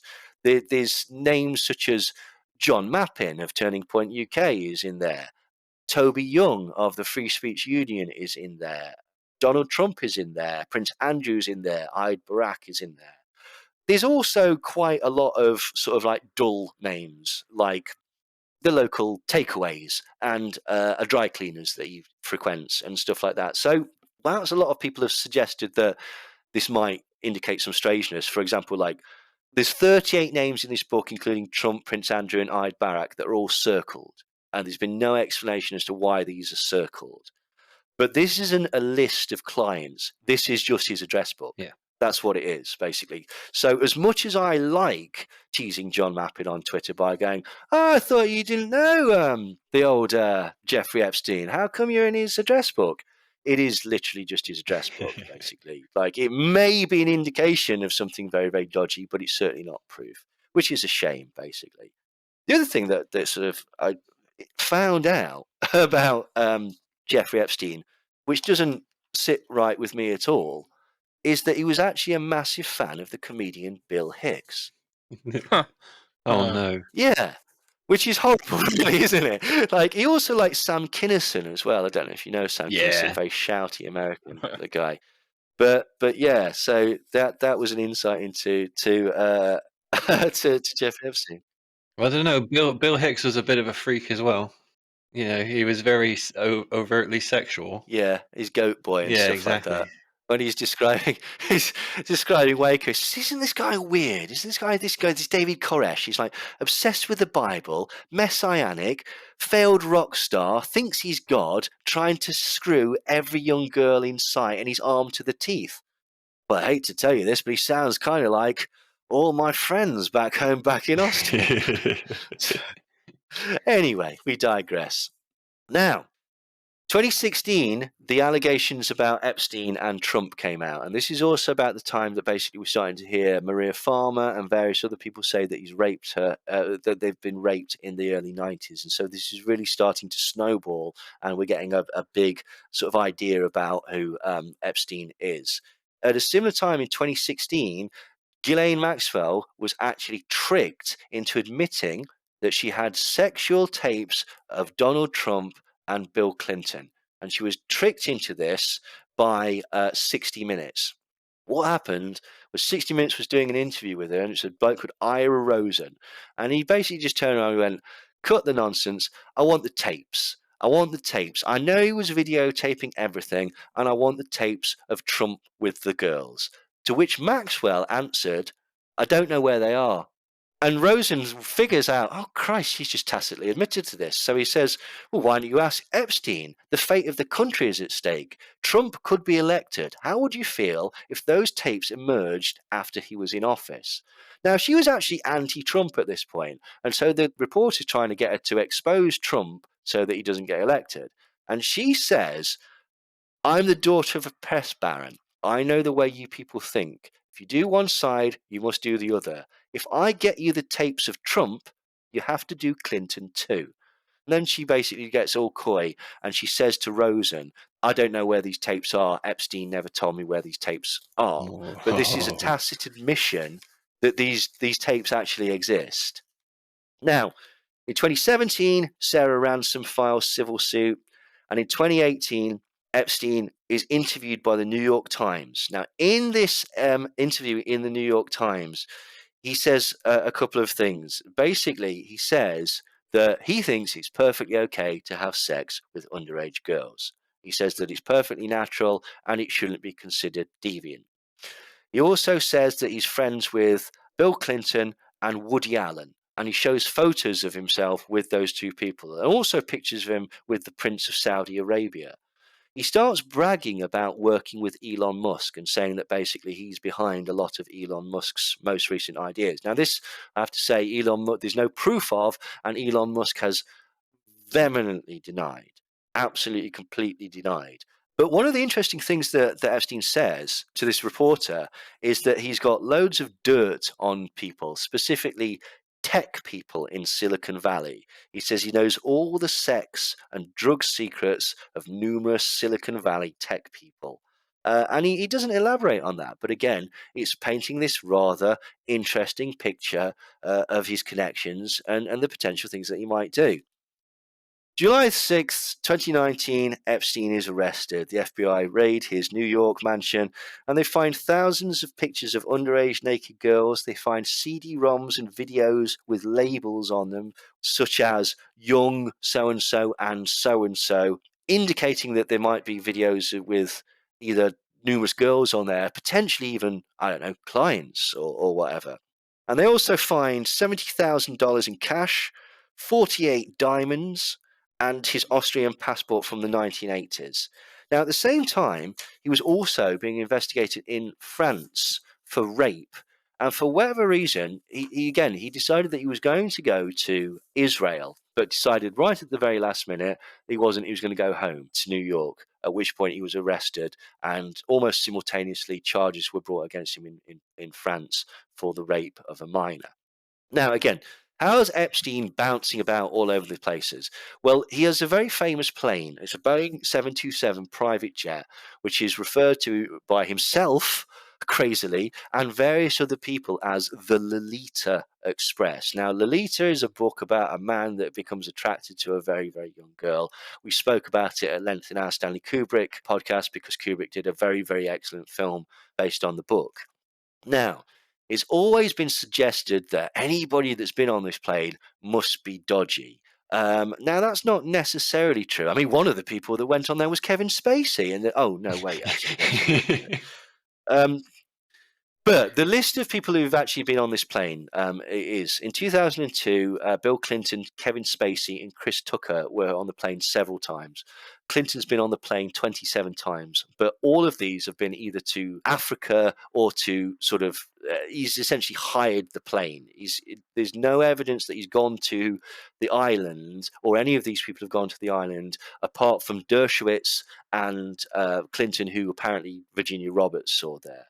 But between 2002 and 2003, Bill Clinton flew 4 times with staff and Secret Service. But apparently there's been 5 times of the 27 when there's no Secret Service listed, which, if not dodgy, is certainly poor practice for somebody that has been accused of sexual transgressions in the past and, you know, connected to such a cagey figure. Mark Epstein said under oath that Donald Trump had flown multiple times on the Lolita Express. In 2003, Epstein flew to Cuba with the Colombian president Andres Pastrana Arango at the invitation of the Cuban former dictator Fidel Castro. So again, he's rubbing shoulders with some very, very impressive people. Now, according to the pilot of the plane, a man called Larry Viscosi, he confirmed these people had definitely been on the Lolita Express. Donald Trump, Bill Clinton, Kevin Spacey, Chris Tucker, Prince Andrew, Bill Gates, the famous violinist Itzhak Perlman, the US Senator and former astronaut John Glenn, the Senate Majority Leader George Mitchell, and here's one that never gets mentioned. In fact, this person has interviewed Whitney Webb and various other people about Epstein and strangely never seems to bring this up. Prominent anti-vaxxer and mentalist Robert F. Kennedy Jr. has been spotted on the Lolita Express a number of times by Larry Viscosi, who was the pilot of this plane. Amazing. Isn't it? For somebody who basically likes to sort of, pursue the Clinton angle, never mentions that he's been on that plane himself, which, Yeah. could give us valuable insight as to at least gauging other people's stories to see if, like, the decor was accurate and stuff like that. Why does Robert F. Kennedy Jr. shy away from such things? Very puzzling. Precisely. Another person that Epstein was actually friends with, which again doesn't get brought up a lot, Steve Bannon. Apparently, him and Steve Bannon got on like a house on fire. And I find that particularly strange for a number of tangential reasons. I don't know if anyone can remember Steve Bannon's protege from Breitbart, Milo Yiannopoulos. Oh, God. I'd gone months without remembering he existed. Yeah. I'm sorry. I am sorry. Anyway, he was quite rightfully deplatformed and destroyed from the internet for sticking up for paedophiles. One of the things that he sort of revealed was that he'd been a guest at numerous boat parties where he'd witnessed very old paedophiles having sex with drugged up twinks. That's essentially paraphrasing his own words. But he wouldn't reveal who these people were because, that's just not on, is it? You can't reveal paedophiles and paedophilic crimes to the public. It's poor form. So anyway, the suggestion was very strongly that he was actually on boat parties with the Hollywood director Bryan Singer. Bryan Singer was also friends with Brock Pierce and Mark Collins Rector. Now, the interesting thing about Brock Pierce and Mark Collins Rector and Chad Shackley, they're all been accused or convicted of child sex acts, found in possession of child porn. Mark Collins Rector is actually in prison for paedophilic crimes at the minute. Do you know what connects Brock Pierce, Mark Collins Rector, and Chad Shockley, those three prominent child sex offenders? They are all in a company with one other person, Steve Bannon. This company was basically, it was a World of Warcraft style company, and what they did was they searched, they do the things that basically players can't be bothered to do. They mine for gold or whatever, they buy really sort of like high power weapons or whatever it is that you need to make the game work, and then they sell those in the game for real cash outside of the game. So they're like almost like cheat codes that you can buy. Bizarrely, Steve Bannon, friends with prominent paedophile Jeffrey Epstein and protege to paedophile apologist Milo Yiannopoulos, was in a company with three paedophiles. Now, that is unusual, isn't it? But we don't want to offer any guilt by association, but... No, absolutely not. No, not at all. But again, it does seem to be a bit of a theme that's running through this. Yeah. And I wonder if later we'll find out that there's anybody else that's connected to Jeffrey Epstein that has also got similar, rather strange connections.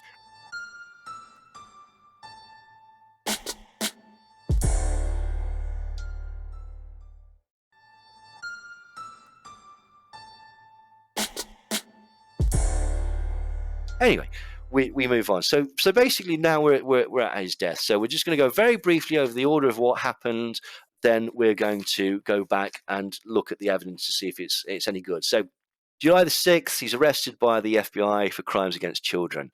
And he's found with all these pictures and the Austrian passport and the diamonds. And 2 days later, he's charged with sex trafficking and trafficking minors. So he's definitely charged with a very, very serious crime at this point. He offers $100 million in bail in return for being allowed to be put on house arrest, but they turn this down. They say absolutely no chance. We're just not going to allow this. On July the 23rd, he's in a cell with Nicholas Tartaglione, the ex-cop bodybuilder. He claims that he's attacked by this man. Nicholas claims that he actually saved him from killing himself. He's put on suicide watch, and after 6 days, he's taken off. Now, this is not at the request of his lawyer, as James Corbett mistakenly understood. It's because he was assessed by a psychiatrist, and the psychiatrist deemed him to be of no threat to himself, which is, again, unusual. Now, according to the protocol of the prison, if you are taken off suicide watch, you should always be left with a cellmate. Basically as a sort of deterrent to you killing yourself again, and you should be checked on every 30 minutes. Now, evidently, neither of these things happened. The two guards who were looking after him, one of them wasn't even a guard. Both of them were doing overtime, so they were absolutely exhausted. One of them wasn't even a guard. They'd been drafted in from another part of the prison just to sort of fill the gaps, and both of them fell asleep.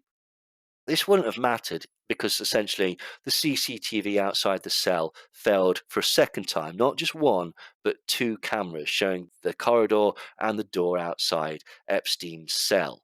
And on the morning of August the 10th, he's found dead. Now, initially, it's thought that he's thrown himself off the top bunk because he's got fractures in the bones in his neck. Later, the autopsy comes back towards the end of October, saying that he actually knelt down in front of and basically just leant forward and broke his neck. And there are two prominent pathologists that disagree with this. One is Michael Baden, who we admit is problematic because of the connection to JFK, and even James Corbett acknowledges that basically he seems to be open to interpretation depending on who's paying for him. For example, he stuck up for O.J. Simpson by coming up with some spurious nonsense about there's no way that he didn't get blood on his shoes, which showed that he was sat down when he was attacked. It's something nonsense that he later retracted and basically said almost ruined his career. He also stuck up for Phil Spector, who, if you remember, shot the face off of an aspiring Hollywood actress. And Michael Baden in the court forgot to let people know, it just slipped his mind, completely forgot to let people know this conflict of interest, that his wife was the lawyer for Phil Spector. Just forgot that, completely forgot that. But there was another person that came out and said, well, this is impossible. If he's leant forward, there's no way he could have killed himself like that. There wouldn't be sufficient pressure to strangle himself and certainly fracture the bones. And that was a pathologist called Cyril Wecht. Now, Cyril Wecht has a larger degree of authority in this field. He's the person that actually opposed the Warren Commission. And one of the most famous things that he found out was that during the investigation into the assassination of JFK, the authorities lost JFK's brain. They lost it, so it couldn't be examined to see which angle the bullets came out. And Cyril Wecht was the person that actually sort of brought that to prominence. So that is certainly very interesting. And there are at least 5 other massive inconsistencies within Jeffrey Epstein's death. One, the wounds were inconsistent with the ligature found on the cell. The wound was in the center of the neck. What Baden says and Wecht sort of goes along with is that should have slipped up and actually been directly under his neck, and that the breakages in the fractures in the bones are more consistent with strangulation, as is the hemorrhaging of their eyes. And this is more sort of common with suicide. He also says that there's no blood. There's blood on the neck, but there's none on the noose. Now, there is a good reason for that that we'll come on to, because no photos were actually taken of where the body was found. Nobody is quite sure whether he hung himself from the top bunk or the bottom bunk. And actually, there's a television program called Surviving Jeffrey Epstein, which seems to show a portion of noose or blankets tied to a grid that is in the side of the wall, which would actually be far more plausible. But nobody knows where he hung himself from. Nobody knows where the body was found, because the guards didn't take a photo and destroyed evidence straight away, because they woke up, went down there, and they ran in screaming and shouting, "Oh my God, he's dead," started immediately pounding on his chest going, "Breathe, Epstein, breathe, please breathe," because they realized that they'd really, really messed up. But basically, they've destroyed evidence in this attempt. The noose that was shown to the inquiry, which is the one that basically is listed and is still in evidence as the suicide tool, wasn't the device that was used to kill him. How do we know this? Because, well, two things. There was no blood transferred onto the noose, and the noose was neatly folded. The noose that was used around his neck, they had to cut in order to get it off of his throat and off the support. So it very much looks like the authorities tested the wrong noose. This is weird. And they didn't test either of them for DNA, which would eliminate potentially the idea that there being somebody else there. And again, it's not clear why the initial autopsy findings were changed from pending study to suicide, because no new evidence was presented. The only new evidence that was presented was the idea that he might have tried to commit suicide on July the 22nd. But that wasn't sufficient for him to be kept on suicide watch, but it was considered sufficient evidence to point to the fact that he might have had suicidal ideations in the later autopsy. And also the autopsy changed from saying that he threw himself off the top bunk to saying that he simply kneeled down in front of the second bunk. So there are discrepancies. There are incredible discrepancies. So what I've come to with this is that we don't know the details of the suicide, and the official story of the suicide would almost certainly be wrong. But that doesn't mean that he didn't commit suicide, because if we believe the other ideas, somebody would have to get into the cell to be ordered to kill him. Now, I've been putting it to people and saying, well, there's no evidence that anyone got into the cell. And everybody has said to me, well, that's because they covered it up so well. They destroyed the CCTV footage so that nobody could see them get in there. They made sure he was on his own. They made it look like he was potentially suicidal and had the opportunity to commit suicide, and they murdered him. The reason there's no evidence of foul play, other than the discrepancies, is that they were very, very good at their job. Potentially, because there is a 3-hour gap. But in order to do that, you've got to... First off, who's killed him and why? Because there's all this speculation, but nobody's actually said, well, it was definitely this person because of definitely this, because it was going to expose that. It's Mossad. Well, It's Mossad. Potentially, that is one of the sort of things that people say. And there's, as we're going to come on to, there's a lot of evidence that basically suggests that he could have been connected to intelligence agencies that we've been mentioning throughout the thing. But again, there's no proof of it. It's pure speculation, and it's a possibility. But if we're speculating, it could be that Dr. Sam Beckett leapt into his body from the future in order to make himself kill himself, in order to prevent some horrific thing that thankfully him, Sam, and Ziggy have avoided, and so that's now on a different timeline. Oh boy. Exactly. This is the problem with speculation. Again, I still think it looks fishy as hell. It really does look fishy, and I think there's enough foul-ups, errors, and inconsistencies in the way that's reported for people to be suspicious. But I also have to admit, if we take it as read that he didn't commit suicide, which we don't know who did it, how they did it, why they did it, when they did it, how they got away with it, there's just a gap that we can project our own speculation onto. And that, I don't know about it, to be quite honest. So personally, and don't worry, we're still going to go over like Alex Jones and etc., etc., etc. But personally, I've gone from thinking it was definitely murder to I don't know. I honestly don't know anymore. And things like this, I have a strong belief in half-assery. Like, look, they had to pull in a random guy from somewhere else in the prison to fill in for a guard shift, and there was already a guard, doing overtime, and like that to start with is a good sign of half-assery, right? Like, Yeah. and the fact that cameras are breaking down, like, there's always these things in these claims. There's always these curious issues with stories like this, with events like this. Like, okay, so two of the cameras weren't working. You're like, okay, but how long were they not working? Yes. And how many other cameras weren't working? Precisely. Because if it's only those two cameras, then it's sus. Yeah. Yeah, but is that indicative of a very poorly run and underfunded prison system? Which seems pretty plausible. Yeah. Now, the sleeping thing, as well. The fact that these guys were both sleeping is a colossal balls up. That is one man and one woman. Oh, well, Was it? Yeah. Ah. And they were both sleeping or on their devices or whatever and just not paying attention. Now that sounds kind of far-fetched. However, I have a friend, right? One of my best friends. He used to work at McDonald's when he was a teenager. And he always used to arrive late. His shift started at 10. He used to roll in at about 10:30. And the first thing that he would do every single shift that he worked there would go upstairs to the stock cupboard. The stock cupboard door opened inwards. So he'd go in there, he'd lean up against the door, and he'd go back to sleep. And usually about 12 o'clock, somebody would come looking for him, open the stock cupboard door, knock his back, and he'd go, whoa, whoa, whoa, I'm in here getting some stock. At which point he would protest that he'd been working all the time. He certainly hadn't been sleeping in the stock cupboard. Only a maniac would do something like that. So I have heard stranger things, basically.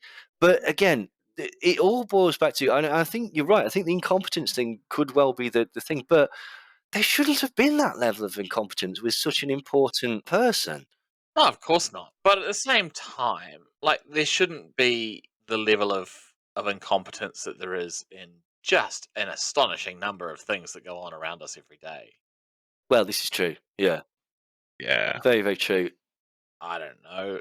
I'd reckon they're quite lackadaisical, as there hadn't been a suicide for 14 years there. So, but if you're not used to that happening often, and it's not something that you're looking out for, you kind of just, especially these guards that were there that night, it seems like they were just they filled in everything, but they also know that these people filled in these forms.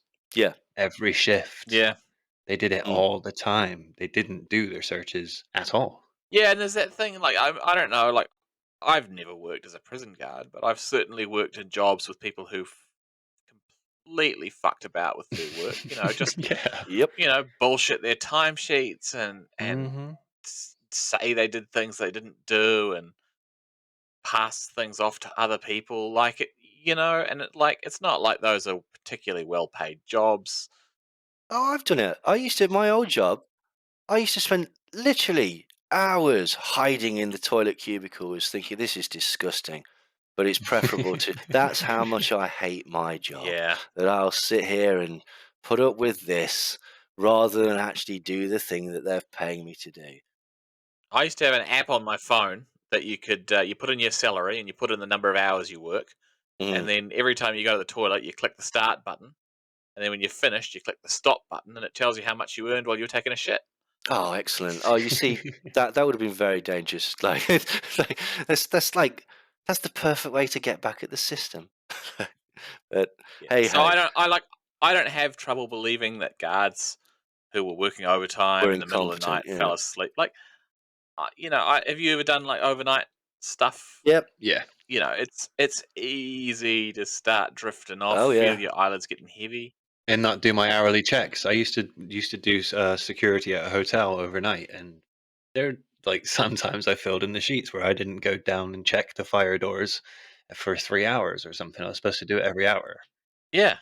And you look at the modern technology they use now, right? Like the security companies, places where I've worked now, they have like a little RFID tag they stick on every Mhm. door, and they have an app on their phone. They have to go around and they have to tap the RFID tag on Yeah. every door to prove they've been there. But no, that's not how it used to Well, work. yeah, that actually got me sacked from a job again. So this feeds into both of those points: the RFID thing and the laziness. I was working at a power station in Nottingham, and they just told me file all this, and I was like, well, I don't know what needs filing and what doesn't. So it was just a DOS subject. About 6 months later, I got pulled into the office and summarily let go because they checked my swiping times and discovered that I was turning up about 10 and starting off about 1 most days. And I didn't realise that it was all recorded. So hey ho, but I got 6 months out of them. So Awkward. it is what it is. So anyway, going on to, like, say, for example, Stephen Crowder, the premise of his is based on the Michael Baden idea, the idea that basically there would not be enough pressure in order to fracture those bones. This is debated. You've got Michael Baden, who's a bit dodgy in his sort of things. You've got Cyril Wecht, who I'd be more inclined to believe. But the problem is that although they both say that this is more common in murder than suicide, it's not unheard of in suicide. Although Michael Baden says, I've never seen 3 breaks of this type in all the prison suicides that I've ever seen, particularly as you get older. And, he was no spring chicken, Epstein. It is possible that you could break those bones, or fracture those bones. So again, the idea that this is a smoking gun isn't really there. The thing about, say, the Stephen Crowder thing is that basically he's just trying to sort of put forward the idea that there's something suspicious about it. Like, I'd be all for Stephen Crowder trying that experiment again under sort of more scientific details, really go for broke this time, properly see if you can break your neck. And, because it's what we want to find out. Science. Exactly. But this is the thing, it's not quite as cut and dry as people would make out. So it's a difficult one, because to say, I thought all those things were smoking guns, and it is a lot of coincidence and a lot of incompetencies. But again, there's no actual proof pointing towards the other sort of way. It's interesting the way that you describe the position that he apparently took, because I had always assumed, I say always assumed, Mm. but my assumption had been that he had tied a, what do you want to call it, a noose or a cord or whatever you want to call it, around his neck, and then essentially sat down Yeah. rather than kneeling and leaning forward, because that makes more sense to me about how to leverage, your body weight Mm-hmm. in this situation. But that's apparently, you're saying that's not what took place. So that was the assumption I'd had. Well, yeah. I mean, again, originally they said that he must have sat on the top bunk and sort of thrown himself off with a noose attached around his neck. Later, they changed it to, they think he tied it to the bottom bunk and kneeled forward so that his body weight sort of. Now, the other thing is, and I don't know the answer to this, but could it have been that he killed himself? And I'm just speculating, playing devil's advocate here. Killed himself, and then as he was dead and the dead weight shifted, could he not have shifted in such a way that then fractured these bones? I simply don't know. I would assume so. Yeah, that's more like it for me. The other thing about the fractures, though, is right, like anything like that, like shit happens differently all the time. Yeah. And like, just because you haven't seen a thing happen before definitely doesn't mean it can't happen. Like, like. Well, as I say, it was Michael Baden that was saying that basically these are sort of, they indicate strangulation. But there's been numerous people. Barbara Sampson, basically, she's the person that did the autopsy. She stands by her verdict, and she says that yes, although it's less common, it's not actually unheard of for these fractures. And then you've got other people. There's a neurosurgeon called Sanjay Gupta that basically says actually they've dealt with lots of suicides and they see these types of fractures all the time. Who is accurate, I don't know. But the point being is that I think you could find somebody from either side of the argument to make that statement, and it's just not conclusive. While you were talking about it before, I looked up a study. I saw a couple of studies, but I looked one up that studied suicides and strangulation deaths in Thailand, and found that 25% of the suicides that were included in the study showed the same fracture of the thyroid bone. Well, there you go then. Yeah, I mean, but there's other studies as well that say all sorts of things. But I mean, it's definitely not unheard of, and it's definitely not a smoking gun. Totally. So that sort of, again, sort of debunks the Michael Baden thing, really. So the problem is that basically, like, although he says that this is very sort of significant, there are other equally qualified people who don't have the sort of financial motivation to potentially twist the truth, who say the complete opposite. He's got a track record of twisting the truth for money. So unfortunately, that just isn't conclusive anymore. Now, again, to be honest, the Corbett stuff, he's basically just sort of going through the whole thing. He himself suggested that Michael Baden wasn't quite as much of a smoking gun as it might be. He himself debunks the 4chan stuff. He himself says that he definitely thinks that's Epstein's corpse. But he brings up the things about being taken off suicide watch, but he gets that incorrect because at the time the information was limited. It was by a psychiatrist. Again, I think that is rather fishy. But what strikes me is that basically Epstein has manipulated, potentially even greased some palms to get in a cell on his own, I think.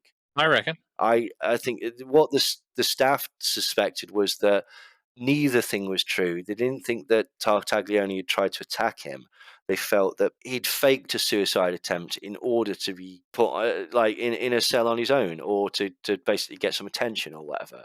So, but that kind of goes against the concept that he was suicidal later. So it's very, say, there's still no cut and dry. Apparently, he had said to his brother and his lawyers that he would see them later. Apparently, he was looking forward to his bail hearing because he felt that he could get off. But at the same time, that's the time when all these documents are being made public. And, you know, you don't know if you're left on your own for a certain amount of time. Who knows? As a master manipulator, he might have felt that by killing himself, he was in some way winning because he didn't reveal the secrets to people. So again, it's very strange. Apparently, the person that examined him and put him on took him off suicide watch was a doctoral level psychologist. Now, there was an interesting quote from that report. In it, Epstein said, "I won't kill myself. I'm a coward. I don't like pain. I won't do that."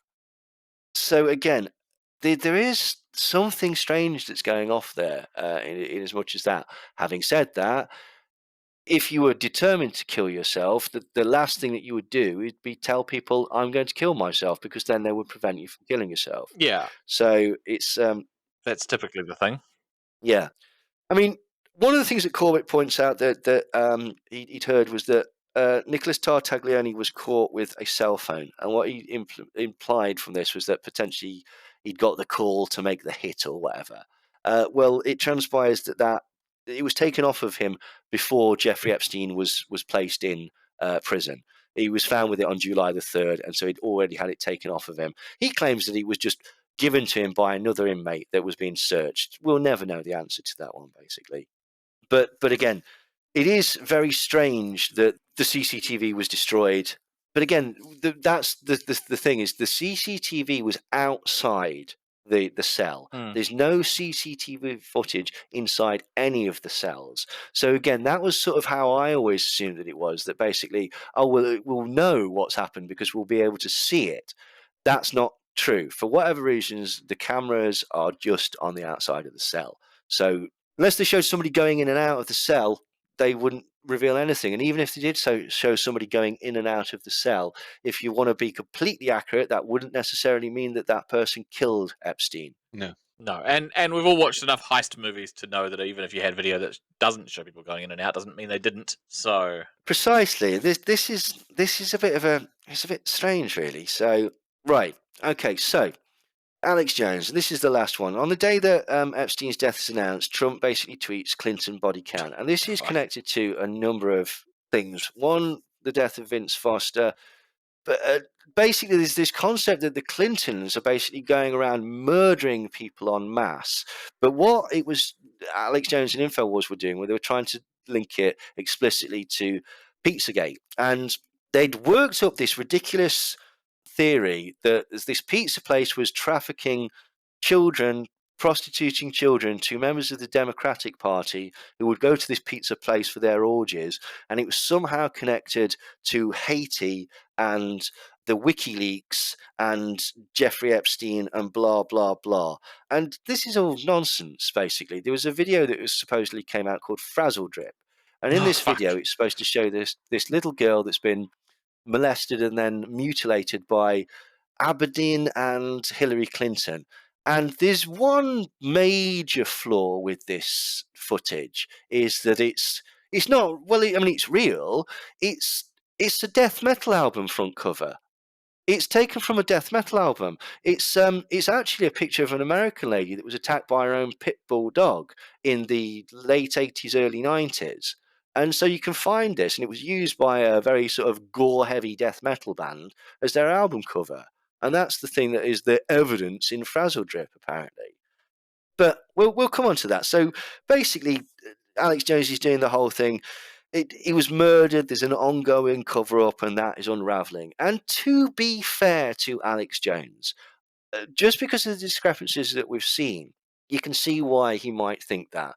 But at the same time, you've got to understand that basically he's got some housekeeping to do, because all of a sudden he's aligning himself with Trump, specifically the Trump presidential campaign, and they're trying to smear the Clintons. That's entirely what the point of Pizzagate was. And, the things that he said, they're true. Like, the autopsy does say that his neck was broken. There are deepening questions around his death. The quote, injury is more common with victims of strangulation than hanging. Now, we've discussed that, so we realise that it's not actually as cut and dry as that. But then also, Alex points out that he was given a sweetheart deal in 2008, which is true. Yep. But then what he does is he lies, and he says that this was linked between him to the Clintons and Obama and Haiti. And again, this is all tied together. Pizzagate was connected to, apparently off the back of these WikiLeaks, which were called the Podesta emails. Now, the actual thing that was in the Podesta emails was a discussion that showed that the Democratic Party had gone against the views and wishes of their members, and they decided to run with Hillary Clinton as the candidate, despite the fact that Bernie Sanders was more popular.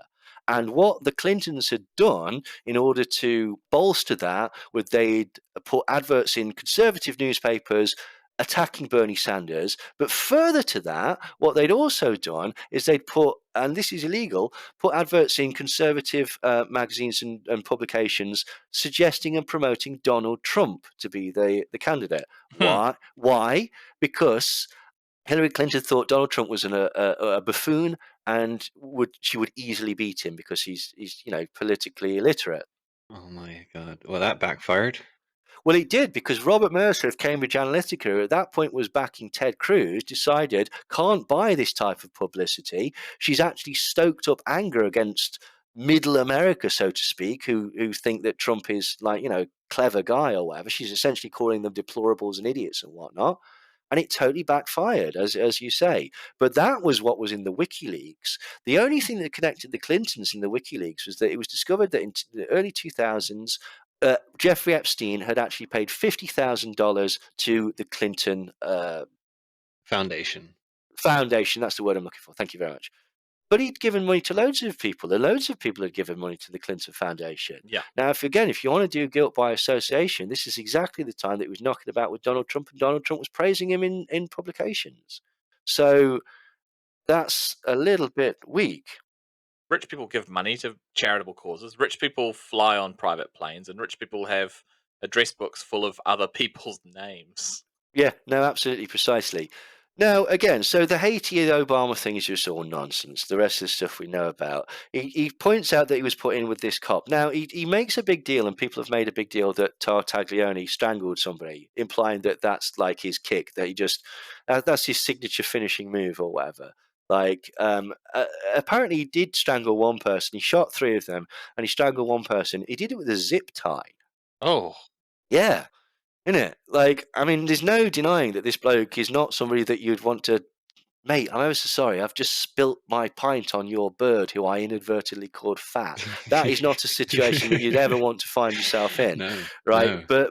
But again, it's certainly not as strong evidence as they say. And then basically Alex says that, well, the good guards, they caught him trying to be murdered, and then they were taken off shift, and these bad guards were put in, and they allowed the murder to happen, which is pretty unfair on those guards, really. He always has the best sources too. It's amazing how many inside sources he's got who will call him.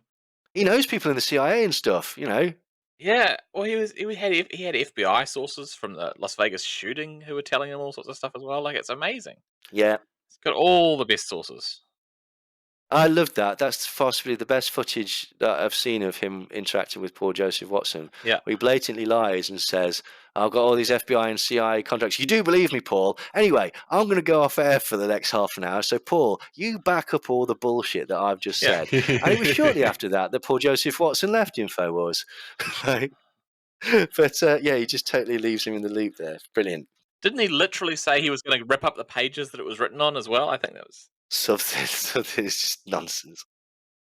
The other thing is that basically this guy, Nick Tartaglione, he claims that he actually saved Epstein's life. We'll never know the answers for that. But, if there was a lot of evidence that suggested that they could pin it on him, why would they not pin it on him? If this is a cover-up, a murder, you've got the suspect there. It's much better to have a scapegoat. Isn't it just? You could say that. You could even throw these guards under the bus. Yep.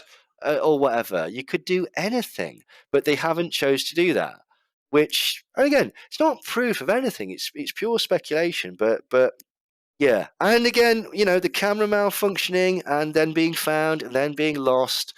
It's slapdash at best. It's suspicious. It really is dodgy. So let's go over these inconsistencies, right? Okay, that were listed in Judge Report. Epstein said that he would cooperate and begin naming names. That's a flat out lie.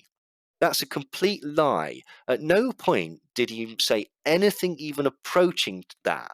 He just kept stum. He wasn't going to name anybody.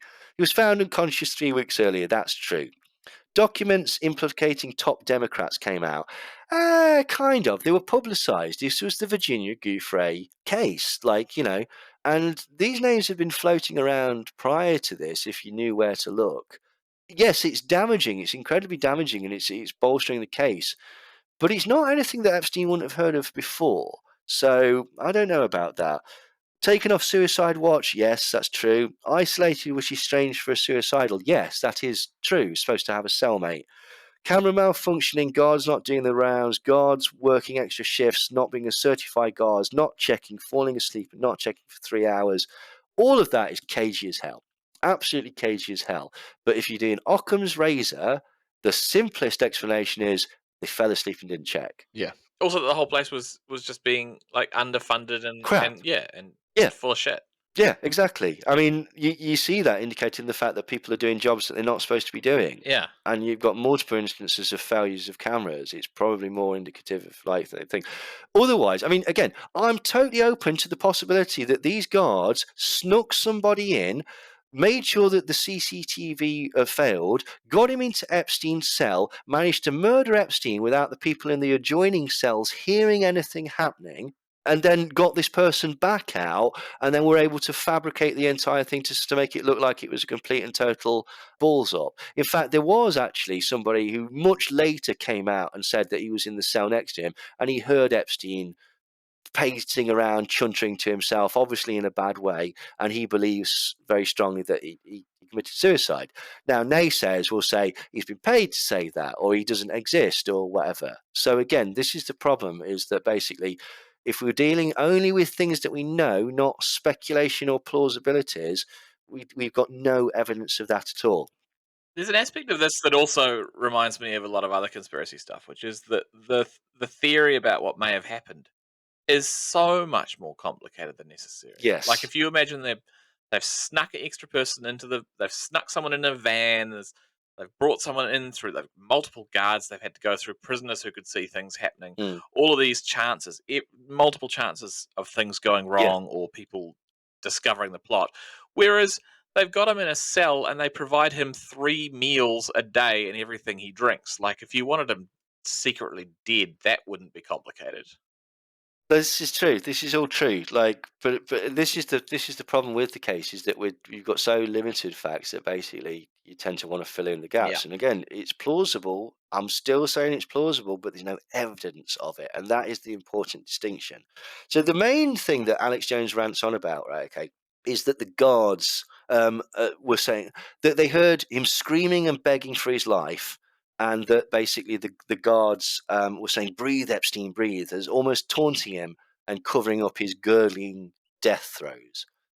Now, I found the source of this, because this is often the best thing to do, is find the source of this. It's a CBS News report on the day that he was found. Okay, and Alex Jones is, can you believe, completely misrepresented the facts of what the article says. Was there screaming and hollering coming from the room? Yes, there was. Who was it? It was the guards. The guards found him and immediately went into a panic. And them shouting, "Breathe, breathe," is them panicking, realizing that they're probably going to be liable for this bloke's death, because they were supposed to be looking after him, trying to get him to, come back to life. It's nonsense. And if that is the strongest thing that Alex Jones has got, which he labours that point time and time again, he has completely misrepresented that point, which is a complete Right, this is where I got the 40 years, because apparently Drudge report says it was no suicide in the facility for 40 years. But so I don't know whether that's 14, 40, or I've misheard or whatever. But anyway, as you astutely pointed out, Brent, that means that people will probably be rather lax about the possibility of someone even attempting it. So that doesn't actually bolster the case. In fact, it more sort of gives him an opportunity to do it. His cellmate is a murderer. Yeah, kind of. We know that. But again, there's no actual proof. Epstein had dirt on global elites that he was going to let out. Maybe. Well, this is tied back again. The source of that is the 2018 article that he gave with the New York magazine, where he said that he had dirt on Silicon Valley tech heads. I know the drugs and sex and stuff like that. That's it. Yep. That's the dirt that he had that Alex Jones is referencing. Did he have other stuff? Yeah, very, very possibly, very, very potentially. A lot of indication is towards that that's what he was doing for whatever reason. But there's no evidence. No one's found a tape. There's the Ghislaine confession, or the quasi-confession, tacit confession. But again, Jones is framing this in such a way that is disingenuous, basically. He had the sheets that were given to hang himself. See, these two contradict themselves, basically. He was not given paper sheets when he should have been, but he was given sheets to hang himself. Well, that gives him the opportunity, and I've just found it here. Yeah, did he hang himself or did he get murdered? But also, that's that thing. There's a thing there, he should have been given paper sheets. I'm like, it's kind of like the security camera's not working. Why? Is that a thing that normally happens? Or are we just thinking that would have been a better option? Because that may be true. Well, again, the thing is that basically he had other things in the cell that he could have killed himself with as well. So, there's a sleep apnea machine in there. Who that was for, I'm not entirely sure. But yeah, it comes across more as incompetence rather than a setup, really. I mean, you could make the inference that maybe he's been told you need to kill yourself, otherwise somebody will do it for you or something like that. And he's potentially had the opportunity to do that. But again, it's pure speculation. Yeah, maybe that's what the situation with the other prisoner was about. Maybe that was. Yeah. That would. Sure, I could believe that. Potentially, yeah. I mean, then Jones says the evidence points to murder because he had this little black book. Now, we've discussed the little black book. Again, I'd love it to be smoking gun proof of something really, really horrific, but it just isn't. It's an address book. Alex Jones gone to say he was a pimp. I could believe that, or certainly not necessarily pimp full time. This isn't his job. This is the thing, right? Okay. Yeah, it's a hobby. We were discussing this the other day. Yeah, kind of. Yeah. Is he somebody that can procure girls and has the access to girls that could potentially blackmail people? Yeah, but that's not how he makes his money. He's making his money in stock and certain eugenics firms and stuff like that, and property, and working for other people. He's not making his money, so he's not a pimp in that sense. Has he, again, used this to blackmail people? There's a certain amount of evidence that suggests, yeah, potentially he has. In New York, they do drugs, have rituals. It's all about eugenics and trauma-based mind control. That's just Alex Jones just ticking all the boxes so that the listeners are interested. There's an element of truth in it, in as much as basically sometimes young girls are used in that type of thing, historically connected to CIA declassified documents. And Epstein was involved to a degree with eugenics companies, which we'll come on to in a minute. The drugs, no idea. The rituals, no, there's no evidence of any rituals or anything like that. That's just Alex Jones, basically. He then goes on again about the screaming and begging, howling for his life.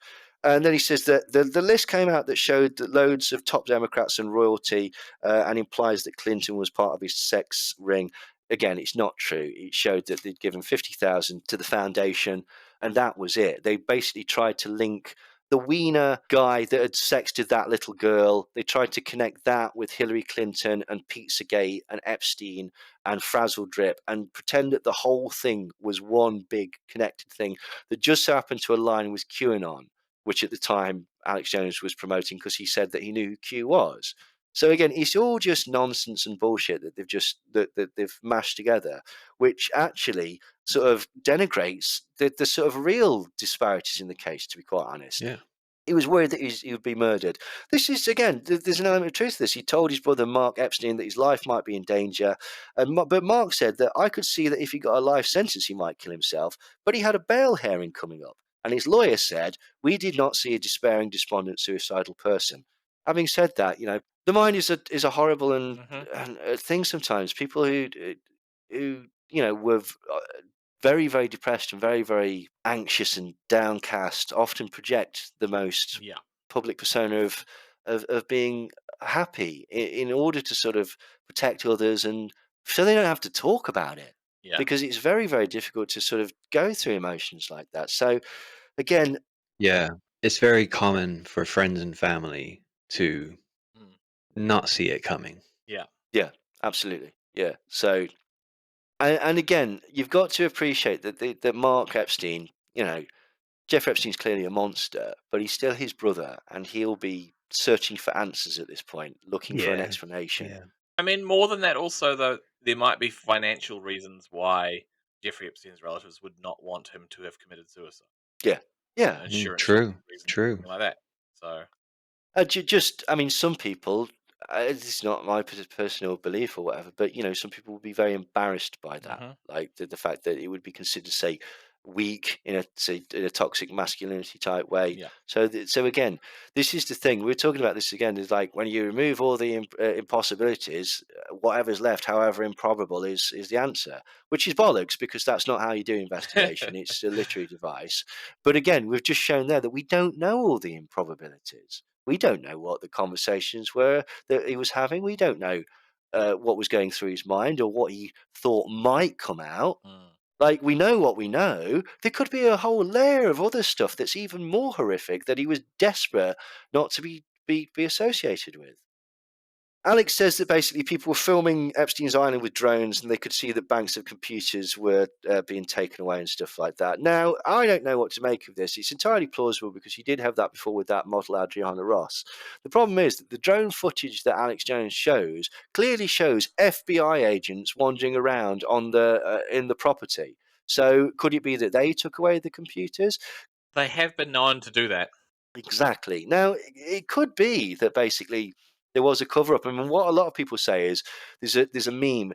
Ghislaine, only person in the world that's been convicted of trafficking, but there's no clients. Well, that's not strictly true. If you actually look at the details of those charges against her and against Epstein, the girls were trafficked for Epstein. Mm-hmm. Traffic means taking either from abroad or over state lines, or just basically just transporting for the purposes of illicit sex and or prostitution. So the trafficking list was him and Ghislaine. The list that people talk about is the people that Virginia Roberts has spoken to. And sometimes also people mistake the little black book for a list, but it isn't. So there isn't really a list that exists. There may well be some clients and stuff like that, but this idea that there's a physical document that has been sealed might exist, but there's no evidence that we know that it exists. And so that's where some of the confusion over this comes. Doesn't make any of it any better. Obviously, it's ridiculous and it's evil. It's just pure evil, particularly from Ghislaine, who was the manipulative part of it. And I hate to sound just a mansplain, so to speak, but as a woman, she must understand how hurtful and how destructive that must have been for these young girls. And I mean, as a man, you can understand that, but like, come on, do you know what I mean? It shows another level of callousness to my mind, basically. Anyway, Alex finishes on a complete doozy here by saying that basically the reason he trusts Trump's is because he's vetted him, and there's absolutely no connection or suggestion of paedophilia. And he's also done research and shows that there's absolutely no connection between Epstein and Trump. And this is bullshit, as we well know. Yeah, as you've plainly laid out. But it gets worse than that. Does Trump know any people that might have been accused of paedophilia? Because Alex Jones has done his research. Well, aside from Epstein, it transpires that yes, he does. He knows quite a few, including his good friend George Nader. George Nader in 1985, so when Trump knew him, got child porn imported to him from Holland. Now, this was actually dismissed as a case due to an invalid warrant. But in 1991, he served 6 months for buying child pornography from Germany that he got posted to him. In 2003, George Nader was sentenced to a year for abusing 10 boys, 10 underage boys. And he only got a year for that, which was very, very lucky. In 2018, George Nader, the friend of Donald Trump, child porn was found on his phone as part of the Mueller investigation. If you remember when Donald Trump was being impeached, child porn was found on his phone. And it was proven that in 2019 he transported a 14-year-old boy to Washington from Europe for the purposes of sex. And in 2020, he pled guilty to child porn, transporting a minor, and got 10 years. So that's one friend of Donald Trump that has, we can say, connections to paedophilia. Roy Cohn, the lawyer who was Donald Trump's mentor, was known to enjoy the company of, shall we say, beautiful young boys, often in a very drugged up state inside places like Studio 54, which is a club in New York. But he was also providing legal protection for a paedophile ring that operated out of Suite 233 at the Plaza Hotel, New York. An investigative journalist, John Clarks, wrote that the ring had connections to the intelligence agency. So that's two people that Donald Trump knows. The third person was Tevfik Arif. Now, Tevfik Arif was raided by the FBI for smuggling underage girls into Turkey for the purposes of prostitution. How did he do this? He did it through a modelling agency by not providing them with a work visa, which you'll remember is exactly the same thing that Donald Trump was later accused of doing.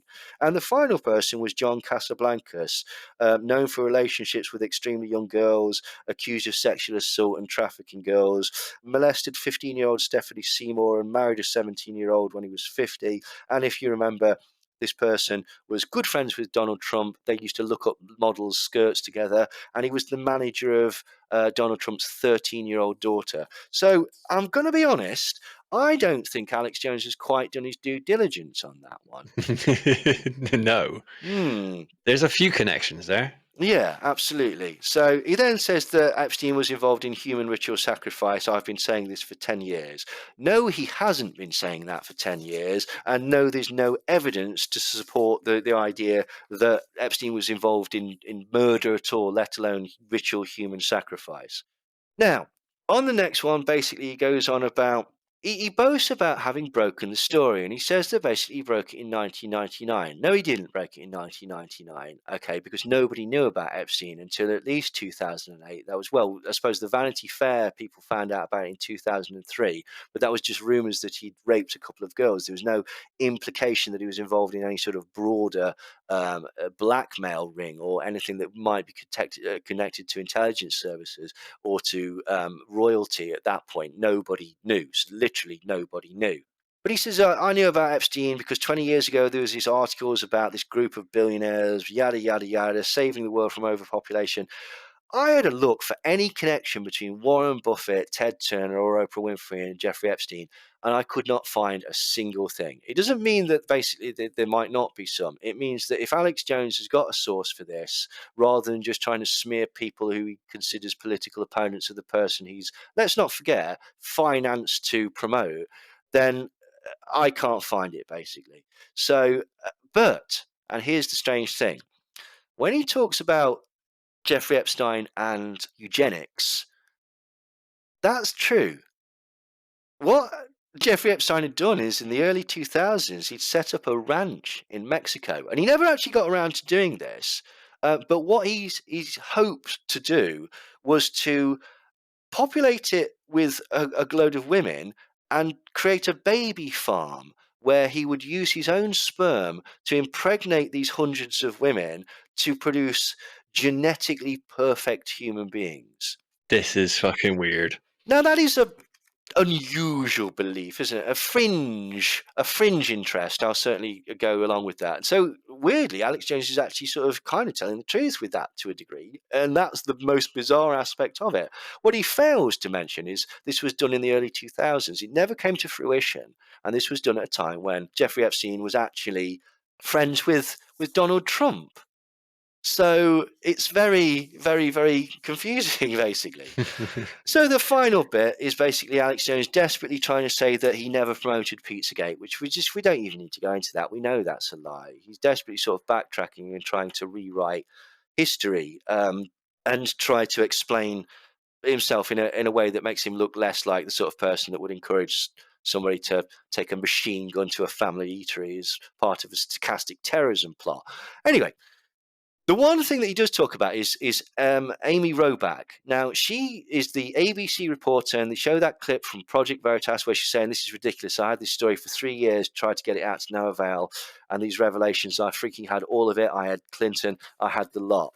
Now, this is true, but there is a very good reason for this. After that, she basically said, oh, yeah, no, I understood why we couldn't show it. I was upset that an important interview I'd conducted with Virginia Roberts didn't air because we couldn't obtain sufficient corroborating evidence to meet ABC's editorial standards about her allegations. What had happened is, this is in the time when Virginia Roberts had brought the lawsuit, and in it, she'd said that she was not only raped by Epstein, but she was handed around to other people, including Prince Andrew, Alan Dershowitz, and those two, the MIT scientist and those two Democrats. The problem was that in the lawsuit, the district judge, Kenneth Mara, said, you can't introduce that into the lawsuit. Because you've got no evidence of it, although we believe you, you cannot put that in the lawsuit. The lawsuit must only be against Jeffrey Epstein. If you want to bring separate lawsuits against those people, that's fine. But you can't smear them without evidence. And so because of that, they couldn't conduct the interview talking about anything but Jeffrey Epstein. So mentions of Clinton, mentions of Dershowitz, mentions of anybody else, they couldn't say it legally because that would be slander. Mm-hmm. Because if there was a court case, they could report on the court case. But because that was dropped from the court case, there was just simply no way that they could talk about that. And so, can you believe, again, Project Veritas and then latterly Alex Jones has actually completely misrepresented that information. Quite shocking for them. I was going to say there was another piece. I've forgotten what it was, but there was another piece about another publication also having information about Epstein and not being able to publish it. That's The Vanity Fair piece from 2003. That's right. Yeah. That's right. And I was going to say, like, if you, like, I've worked in journalism, and if you spent time, if you went to the pub with almost any journalist you choose, and you had some beers with them, and they were sufficiently comfortable that they were off the record. Yep. Every journalist has stories that they have, or things that they have wanted to publish, or stories that they have wanted to publish that they have been unable to for legal or ethical reasons. Yes. Because, I mean, we live in an environment where, quite rightly, mind you, but we live in an environment where you can't just say anything about anyone and not face consequences. And for big media organizations, especially, that is a huge consideration all of the time. Exactly. Yeah. I'm glad you answered that because I had it written down to ask you. Yeah, no, 100%. Like, I've got stories. Like, I tweeted the other day, I spoke off the record to a property manager in New Zealand about it wasn't about this specific thing, but I spoke to a property manager about something, and during the conversation we had, he referred to what might be referred to as undesirable rental tenants, like 2 or 3 times as dregs to me, knowing I was a journalist, but we were off the record, and I was just like, any other time I would want to publish his name because that's some high level fuckery, but I can't because we were off the record. And then there's other times I've had stories that I've wanted to publish, but I can't because I don't want to get sued. Yeah.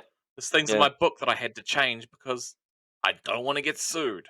Yeah, this is entirely it. And so again, this is the point. Like, there's a lot of speculation and stuff like that, but it's not about speculation because all the speculation is plausible. It's about what you can prove and what you can't prove. So just the final thing is the Pizzagate thing. This was, again, as I said, basically connected to that Wiener's sexting scandal and his laptop, the Podesta emails, tying a Triton with Pizzagate and Haiti. And it all came from a bloke who did one story and one appearance on InfoWars. He was a chap called Doug Hagman. Now, I'd never heard of this bloke before, but the entire Haiti Clinton sex ring story, it's all completely fabricated. It's all made up from whole cloth. And it all came from this guy, Doug Hagman. And ever since then, Alex Jones has just basically repeated it as a truism, and numerous other people have repeated it as a trope throughout the alternative media. Do I think that the Clintons are squeaky clean? Good God, no. No. Like, do I think that Clinton could have been involved in this Epstein thing?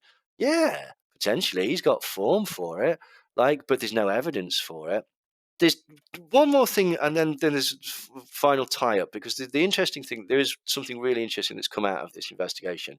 But I just want to clear something up, because Alex Jones has numerously said that he exposed it in 1999, 2002, 2005, whatever. He was the first person to break the Epstein story.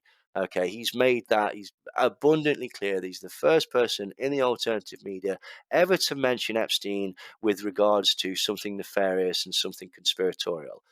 He's lying. He's lying. I know this for a number of reasons. The first reason being that basically, according to Knowledge Fight and various other sort of collating sites that I've seen, the first mention that Alex Jones ever made of Jeffrey Epstein was in 2015. 2015. Wow. It's not even the first time that he was arrested. No, No, there he's was. well late. He's completely really late. What has been advertised in the alternative media as the first ever time that anyone discussed Jeffrey Epstein was in 2014 with Ed Opperman and John Morrow, and that's actually a really, really good interview. But there is one person in the alternative media that actually had mentioned Jeffrey Epstein as early as 2011. And on 2012, they'd even been on a published media outlet saying that Jeffrey Epstein, that they thought they were a spy. Why did they think they were a spy? Because the Virginia Roberts thing had come out about the honey trap, and suggesting that these rooms were wired for sound. And so this person had noticed this and gone, so hang on, this prominent person who knows the elites, he's moving girls, young girls, across borders into other countries on private jets, and the rooms in which these girls are having sex with elites are wired for sound. And this person had noticed that that's remarkably similar to the testimony of a woman called Christine DiNicola. In 1995, Christine DiNicola was basically given an apology by then President Clinton that as a child she was, this is grim, but essentially she was trained to be a prostitute by members of the CIA as part of a project called Project Artichoke. And the reason that she was being trained to be a prostitute as a child was so that she could be filmed surreptitiously with world leaders and operators of blue chip corporations and movers and shakers in order to blackmail them for the behest of the CIA. And so this person had noted that was remarkably similar. Do you want to know who that person was? It was me, dear listener. Oh, I was hoping for David Icke. No, it was Neil Sanders. It was on the Rich Planet show. And again, I had no idea of the sort of wider plot. All I'd done was because it was being reported that Virginia Roberts had noticed the sweetheart deal and was beginning her lawsuit, and all this strangeness was coming out. I noticed the similarity, and that was it. But I'm sorry, Alex Jones, I'm better than you. Yeah, but when did you find out about the gay frogs? Well, this is true. Now, just as the final caveat, because I think that there's lots of stuff that's fishy about this thing, but I think what the interesting aspect of it, and it's very, very quick, is all the evidence that Jeffrey Epstein was either a spy or was somehow connected to intelligence agencies. And there's quite a lot. It's sure you can remember them. He's hired by ex-OSS member Donald Barr at a job that he really shouldn't have. In the 80s, he's claiming to be a CIA agent. He's carrying a concealed weapon. He's getting that riot gun into the UK, and he's got this false Austrian passport with which he's going to places like Saudi Arabia. He's a client of Adnan Khashoggi, who's connected to Iran-Contra. The Evening Standard said that he has spook connections all over the world. Stephen Hoffenberg, his disgraced and imprisoned business partner, said that he had traction with the Justice Department. He was needed by the CIA or the FBI for intelligence because he was manipulating the American intelligence for overseas. There's connections to Robert Maxwell, who was rumoured by numerous people to be Mossad. Acosta had said that he belonged to the intelligence and that he was above his pay grade. There's the rumours of honey traps, obviously. There's the setting up of the firm that's intimately connected to the Israeli Defense Force with ex-Prime Minister Eid Barak, Special Forces member Amir Eli, and Panchas Bakras of the IDF. And then finally, there's the actual confession from Mossad member or ex-Mossad member Ari Ben Manash of Mossad, saying that Epstein worked for Mossad and started working with Israeli intelligence, collecting secrets, which doesn't take a massive leap to make that stretch to blackmail secrets potentially. Again, pure speculation, but I think that's a fascinating aspect of the case. Now that would explain the cover-ups or the lack of quickness to investigate him and stuff like that. I think, to be quite honest, I just think it's a fascinating aspect that he seems to be rubbing shoulders with so many people that are in intelligence agencies. Yeah. Well, I mean, it's interesting. Isn't it? It might also be, it could just as well be that he's a rich asshole who, Yeah, who attracts the attention of people. in intelligence, like they want to be close to people who are rich assholes. I bet Elon Musk's got some intelligence agency people hanging around him. Well, he'd need to because he's got no intelligence of his own. But anyway, so that's the Jeffrey Epstein. Did he kill himself? So where does everybody stand? Because I have to admit, I am still think it's fishy, but I'm erring more towards, if we're going purely on evidence and not speculation, Occam's razor suggests the simplest explanation is he killed himself. But I still think it's fishy. What's your opinion, Dylan? I came in thinking, honestly, he killed himself, and I think he probably still did. I think it's very possible there's more to the story than we know, and I think this is probably true of a lot of conspiracy theory type things. I think there's more to the story than we know. I don't know that we'll even know any of that stuff. But to my mind, that it's another situation where the conspiracy theory is less about what actually took place and more about making arguments about why the official story isn't real. Yeah, kind of. I mean, they've overlaid a pattern. Again, this is what happens with a lot Yep. of conspiracy theories. We know this has happened before, whether that's true or not really isn't important. We'll overlay that on the top. And again, I can still completely see why people would be like, "Oh, come on. Oh, come on." But you take that to a court of law, like Alex Jones was saying. There's incontrovertible evidence of a cover-up. Any jury in the land would convict. Blah blah blah. That's simply not true. When you No. actually look at it, and again, I'll keep reiterating, I am well open to the idea that he's been murdered. I could see it happening, but I want to know who did it, why, when they did it, how they did it, and not just, oh, come on, it's obvious, isn't it? Because it might be, but if it's that obvious, it should be very easy for you to explain how it happened. And if you can't, we can't say that's what happened. So it's a strange one, this one. It is. I think you're right, Dylan. I think there's something weird going off about this, and I think there's elements that maybe will come out in the future, maybe we'll never ever find out about. But yeah, if we had to make a decision right now with the evidence that we were presented, I think we would actually say, shock, Epstein probably killed himself. Yeah, that's where I'd land.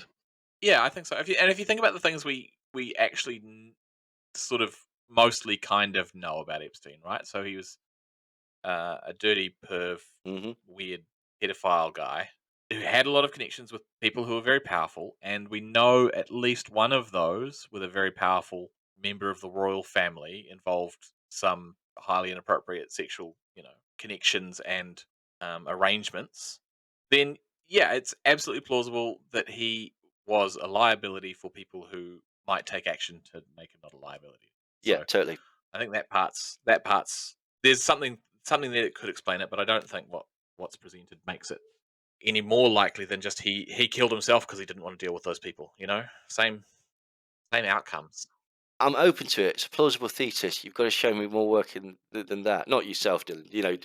In the No. sort of broader thing, because yeah, they could be anybody. It could be the royal family, although they did pay 12 million quid, so it didn't work if that was the intention. It could be Mossad. It could be U.S. intelligence. It could be someone connected to Trump. It could be someone connected to William Barr. It could be somebody that we've never heard of. It could be Lex Wexner coming back and doing a solid for all those wronged Victoria's Secrets models. It could be someone connected to Ghislaine. There's so many potential possibilities that I'd be inclined to leave the case open, so to speak, and revisit it. Yeah. Like, do you know what I mean? If you were Jeffrey Epstein and you know that any of those people or others that we don't even know about and aren't considering might pose some real danger to you in the future or something like that, then you might choose to take Cash your chips. Yeah, to take that action yourself to prevent the unknown. Mm. You know, that's also a possibility. So even if we assume that those things are true and that all of those people are, could presumably be out to get him, that still doesn't mean he didn't do it himself. Yeah. Is sort of what I'm saying. There was also one other thing I meant to mention, because I thought about it. The whole flight log thing, Mm. passenger manifest, as it often gets called. My favorite thing about that is that it's not a passenger manifest. Oh, It's literally a pilot's logbook. okay. It's a pilot's logbook where he scribbles occasional notes about other things. Mm. But it's not a manifest. It's not like a legal document that has to list the passengers on the plane No, or that's true. anything It like is that. all scribbled in pencil and stuff, isn't it? So Yeah. So when you say Bill Clinton was on the plane but the Secret Service wasn't, we don't know the Secret Service wasn't. He just didn't write it down that time. could be just an omission from the pilot. Exactly. Yeah. Yeah. That's a fair point. No, that's a very fair point. Yeah. People treat it like an absence theory as proof of absence, but it's definitely not. The absence of evidence is not evidence of Yeah. absence, or whatever it is that they sound the Boondocks. But yes, no, totally, and I think that's the thing. I think we we're looking at this. We can see there's something dodgy. There's probably something going on that we have absolutely no idea about. But if we're working with the facts of what we know and not speculation, I think that's the only thing that we can do to be fair to it. Because if we want to find the truth about this, there's no point overlaying these wild theories about ritual sacrifice and eugenics for the elites to an army of Epstein babies or whatever. Like, do you know what I mean? It just deters from finding out the truth. Something grim's gone off in this. There's definitely a conspiracy. There's a conspiracy to traffic and exploit women. There's probably a broader a conspiracy off the back of that. To use those mechanisms for blackmail. There's enough circumstantial evidence, but we don't know who the clients were. We don't know who the victims were of this. So we need to be sensible with it. Put a pin in it. Go, okay, these are possibilities, but just work with the facts of what we know. Yeah, there's also another thing that always has bothered me about Epstein conspiracy theoryism, Mm. and that is this idea that anyone being photographed with him, anyone in his black book, anyone on the pilot logs, Yes. is definitely involved in what he was up to. And like the thing that always bugs me about that is that his whole trafficking pedophile thing was a secret identity. Yes. That was not what he existed as. No. And his whole cover identity, if you want to call it that, was being a billionaire playboy Yeah. who is gonna socialize with other millionaires and high profile people, and is gonna turn up at fancy parties and shit like that, and be photographed with Elon Musk and Donald Trump and Bill Clinton. Musk always has actually said that the famous shot of him with Ghislaine was he was photobombed. He says he didn't even know the photo had been taken. Whether he's saying the truth or not, who knows? But as you say, that guilt by association is It makes no sense in this instance. yeah. And again, and people are very very willing to again if you're doing guilt by association, look at this picture of him stood next to the Clintons. You can't ignore the Yeah. connections to Trump. And actually, if you really wanted to sort of put your cards on the table, I'd suggest that there's more dodgy connections to Trump than there are dodgy connections to the Clintons. And again, I'm totally open to the concept that the Clintons were exploited, used, potentially went to the island. Who knows? Like we say, there's no evidence of that, but I find it less likely, to be honest, with the Clintons than some other people, only for the fact that they were being followed around by the Secret Service all the fucking time. Like, it's not like Bill could be on the plane without the Secret Service, because that's not what the Secret Service allows for. yeah, So, they don't tend to go, all right, Mr. President, we'll Off you nip go down to then." the zoo for the afternoon or whatever, Yeah. and we'll meet you back at the park at whatever, like 5. Yeah, no, that's a very good point too. like, I don't know. I think if you're gonna get yourself involved in illicit sex with minors, you probably don't take federal agents with you. Yes. I think that's covered it then, basically, hasn't it? Yeah. Boy, oh boy, that was a lot.